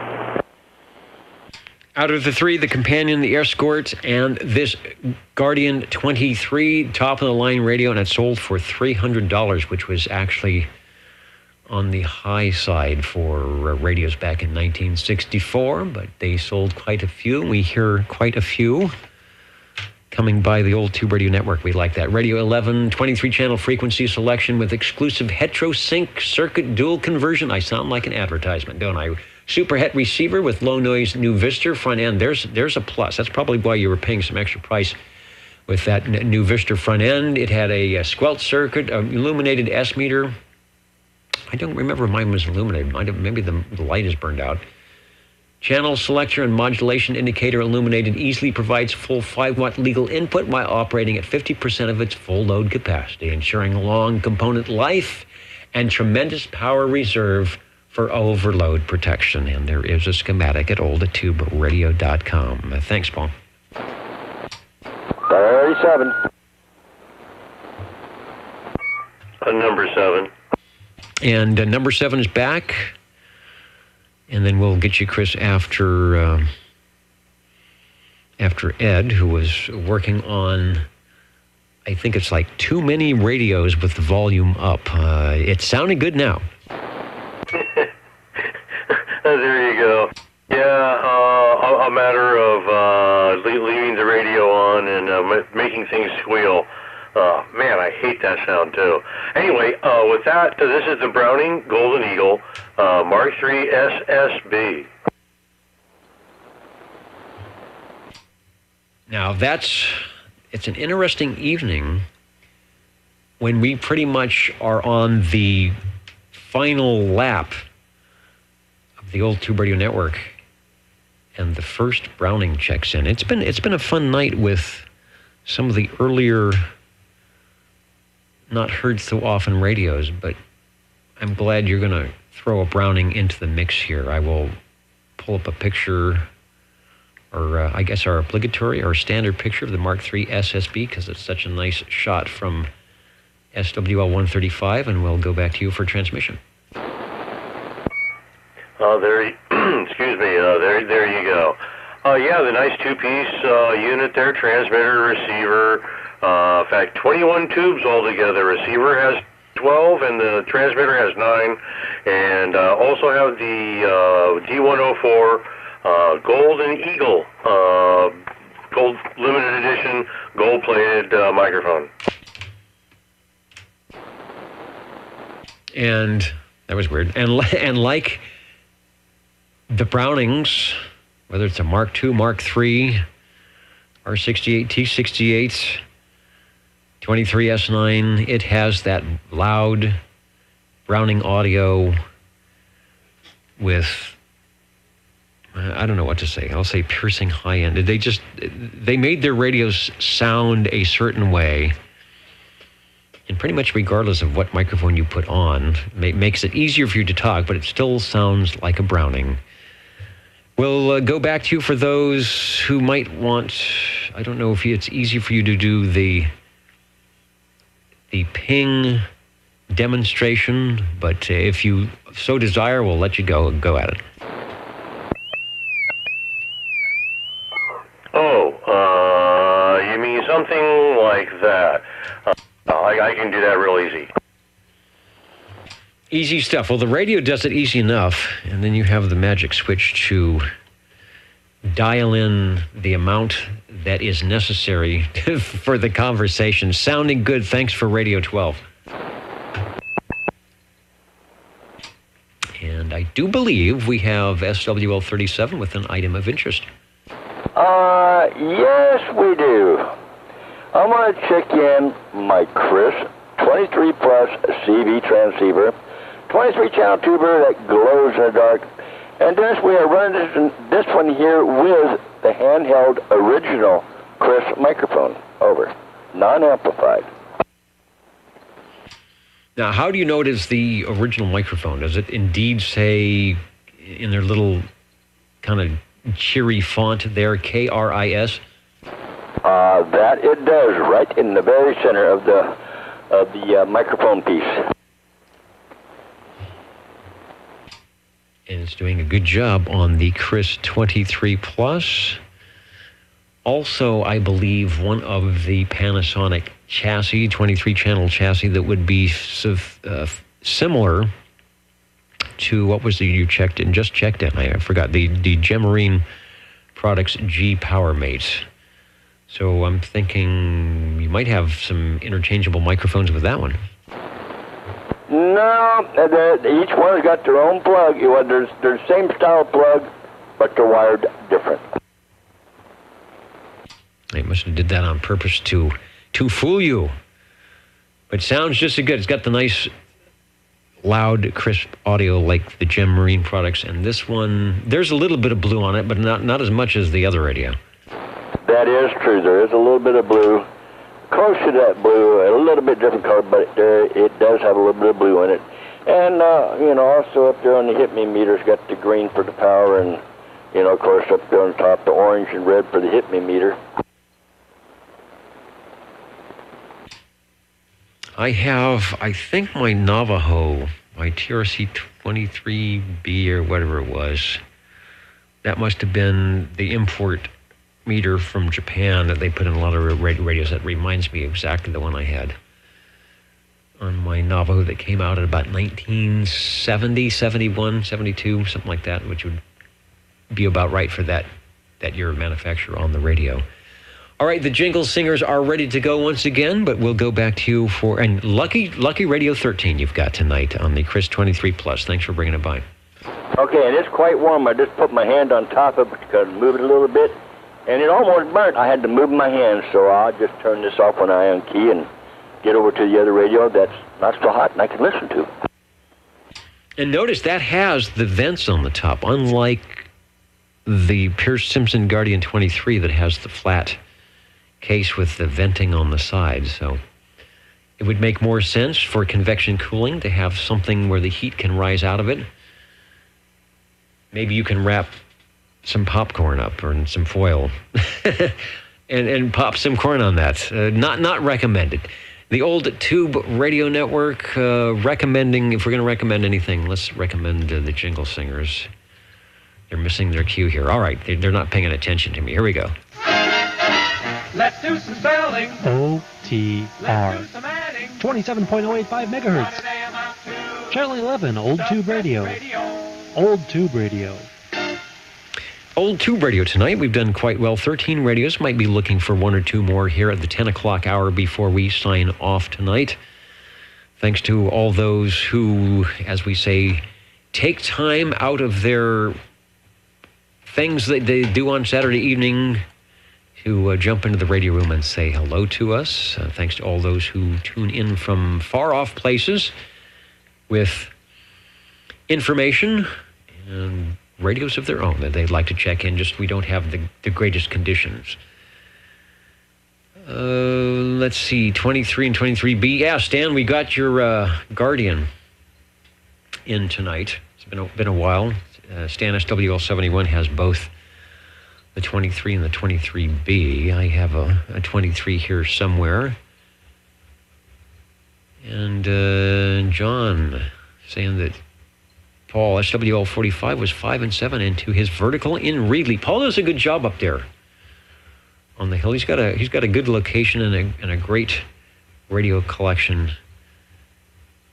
to go with it. Polo always sounds good. And 85, we will make sure. I'm pretty sure I got you checked in, but I'll just double check to make sure you are in there. Looking for Radio 14 before we sign out tonight. 20. And hello, 20. Hang on just a second. There was somebody down in the noise just before you came in. Who is the breaking station for OTR? We're listening. Okay, the signal is fading in and out. You might be mobile. Try it again, over.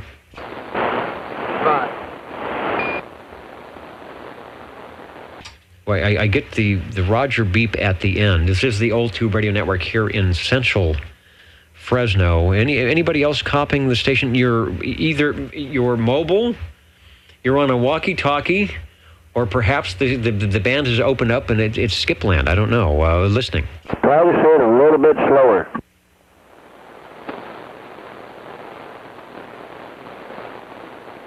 Yeah, the station out there, you're still copying OTR, over? 65. All right, 65. We've got confirmation on that. Let me bring up the SWL check-in list, and I will make an official for 85, who is listening in from Reedley, and SWL 65, who I'm thinking is mobile, or else we're writing some type of ground wave condition. Thanks for checking in, and I want to get you logged in on the analog paper as well there, Eric. So thank you very much. Also, 85, I did have John in Reedley. With that, let's go over to Radio 14 on the west side. Hello, Harvey. Roger. Good evening. Welcome back. And don't forget to proxy myself in for next week. I'll be. I might be able to listen to the show a little bit. Depends on how soon we get done. But anyway, the Golden Beagle by Browning Lavatories with the custom D104 with the big BL on the back of the D104. 23 channels, no waiting, and that should do it for me tonight, being that it's late. So we'll catch you in a couple weeks. Okay, trying to score a home run on our Halloween World Series edition of the Old Tube Radio Network. putting up an ad for the R68 T60, the original Golden Eagle. That's not a Mark I or a Mark II. That is the original. Harvey, what made that the Golden Eagle? Was it just they put the flying eagle on the speaker as opposed to the little silhouette? Is that, would that be it? Well, I don't know. It is the first one with the actual brass or gold type eagle on the front. The one before it, the R27S23, just had a picture of a brown eagle head facing the same direction, though, on the transmitter. And this one has the eagle on the speaker on the receiver, of course, as do all the other ones after that, I do believe, yeah. Anyway, don't really know why they called it the Golden Eagle. I guess because they just did. They could have called it Brass Eagle, but they didn't. Well, maybe that would have been too much like a brass monkey or something. We got the red monkey. Maybe they got a good deal on those eagles. I guess they're cast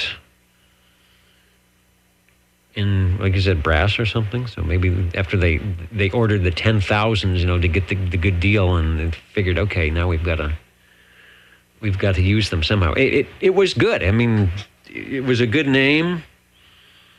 Just about anybody, when you say an eagle or a golden eagle or a Browning, would know what you're talking about. And I see in the picture we're showing here, they had the external speaker that also has, I can't tell if it's exactly the same or not, but the Golden Eagle on that as well. These radios Manufacture date. Just get some info before we get out of here. $395. So this was another $100 from the Pierce Simpson. We did what, $299? So this is $399. But this was 1967 to 68. So it had a good 1 year run before they did some updates on it.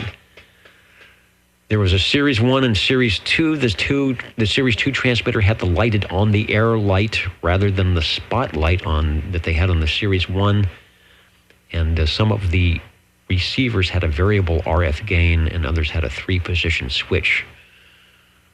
I don't know if that's a high, medium, low, or whatever. And there were the optional bass speaker and a wood cabinet. Have you ever had one of the, just before you go, I have a question. Have you ever had a set that had the wood cabinet on it? No wood cabinets for me. However, if one comes available, I might just do it. But yes, the receivers have the 3-position RF gain switch, and the one that's hard to find is the one with the RF gain control. I do have one of those. And then the transmitter, most of the ones that most people have and can find have the on-air light, but I'm looking for one with a spotlight, and then I'm going to put together, the combinations there. As far as Golden Eagle, I'm probably thinking, well, the American Eagle, Bald Eagle, it's because silver or white type of feathers up on the top.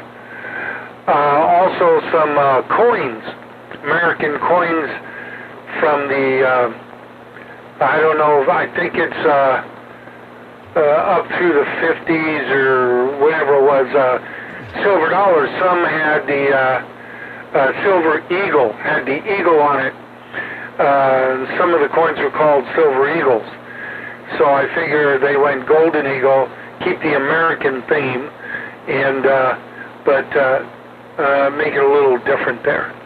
And of course, what is it? Static had the Golden Eagle mic and Silver Eagle mic. So there you go. Okay, turn it back to you. I'm done, and catch you in a couple weeks. Unless you have other questions, and I'll be here. No, I think I'm doing good. I've been pressing my luck here. Everything seems, after a rocky start, it seems to be working fairly decent. My apologies to the low-res cameras tonight. There's nothing that the app will let me do to correct that. And I like your thoughts in comparison about using the coins with the eagles. It was a big thing. Even they started counting the feathers. You had some coins that had a 7-feather or 6-feather or whatever tail feathers. So I wonder if people who collect Brownings, if there are some rarer ones because the eagle was misprinted, misstamped, and maybe it has extra claws or extra feathers or something, like coins. It becomes way rare, more rare because of the amount of eagle feathers that are on there. Radio 14, the R68, T68, the R being the receiver, the T being the transmitter, from Browning, known as the Golden Eagle, on your old tube radio network. Counting and amounting. There's still room on the list if you've got a radio. And the jingle singers, as they often do before they walk out the door, tell us how to be modern. You're tuned to OTR. Channel 11. Right here in Fresno, California. Stay with us. Old Tube Radio. And be modern.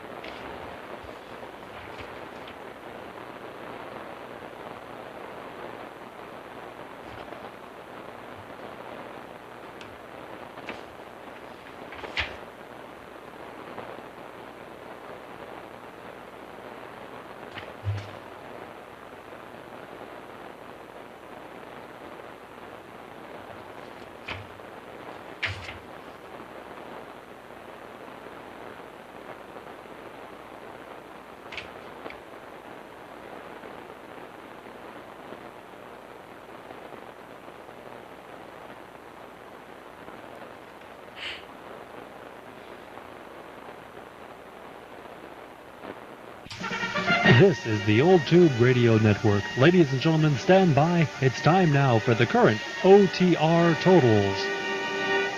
The current and final totals for OTR. Hello, through the fog and the haze here in the OTR control room, such that it is, as we do some counting and amounting and wrap up another episode.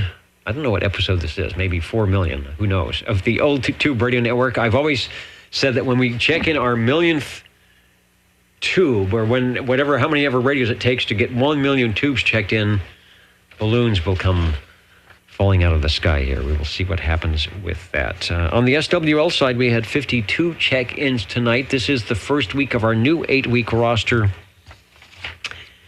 And those of you playing the home game, be sure to add Mr. Belair, Bob, SWL 53, in the 00 position at the top of page 1. We had 12 check-ins on page 1 tonight. 13 check-ins on page 2, 12 on page 3, and 15 on page 4 for a total of 52. And it was a wild evening on the radios. I think we have a three-way tie for most heard manufacturer from probably 3, or at least 2 that you might not expect. Hallicrafters, the Pierce-Simpsons, and the General Radio Telephones, all with a pair apiece. We will go down the lists as we heard them tonight. Radio number 1, the Hallicrafters CB1, our one and only radio, I believe, tonight that had the Magic Eye tube. Perfect for your Halloween old tube radio pleasure. That was from Cliff. Paul came by with the General Radio Telephone Super MC12, the radio that never did quite get the okay from the FCC, but certainly sounds good. It got the okay from the Old Tube Radio Network, that's for sure. Radio number 3, the Sonar Model G. That's from Jerry. Chris came by with Radio 4, the General Radio Telephone Super MC11A. That was followed by the E.F. Johnson Messenger 223 from Ed at Radio 5. Radio 6, the Courier Royale from Chris. Radio 7, Paul was on his Pierce-Simpson Escort from 1964. The Hallicrafters CB3A from 1963 was Radio 8 from Chris. Also from 1963, the Tram TR27E from Mr. Ed, Radio 9. Radio 10 tonight, Chris on the on the Gem Marine Products G PowerMate. The next radio was the Pierce-Simpson, Radio 11 from Paul. The Guardian 23. All the Pierce-Simpson fans cheering tonight as they get to be one of the most heard manufacturers. That doesn't happen often for Pierce-Simpson. Radio 12 was Ed on the Browning Golden Eagle Mark III SSB, and I take that back. The Brownings also made the list of most heard radios, as we had 2 of the Brownings. The Chris was Radio 13 on the Chris 23 Plus, and then Browning number 2, the R68 T68 Golden Beagle. See, Harvey, I was listening. I got it right. Good night, everybody. Again, thanks for your help the last 2 weeks. A little hectic time for me, but all is well now. And we are back here in the air chair of the Old Tube Radio Network, making sure that the real radios glow in the dark. Thanks to FrodexSearchLaunch.com that keep the Nixie tubes running. And thanks to all of you for keeping us on the air these 34 years. Let me see if there's anything that I need to comment from those still watching. I have to refresh the comments or else I do not see them. And John, who lets us know that $399 in 1967, counting for inflation here in 2018, would be equal to just over $3,000. So as I mentioned before, for about $400 in 1967, you could definitely get a used car. It shows you how much we were willing to spend on the CB hobby, and plus electronics as they got more sophisticated. That's one of the few things that got better, and the prices actually came down with electronics, more sophisticated. But yeah, you think of that, and I just remember at what was minimum wage in 1967? Probably want to say $1.65 an hour. I'm sure it was less than $2 an hour. So it definitely took a little while to save up to get your radio. Good night, everybody. We will talk to you next time, 27085 on your old tube radio network. Good night. Good night.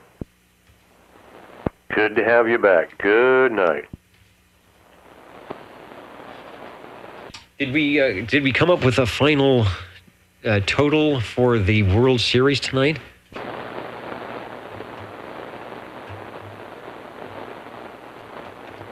They can't still be playing. Yeah, they were last night.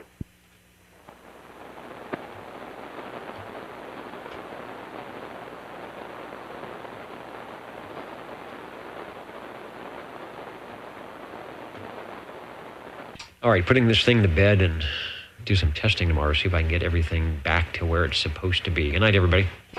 Good night.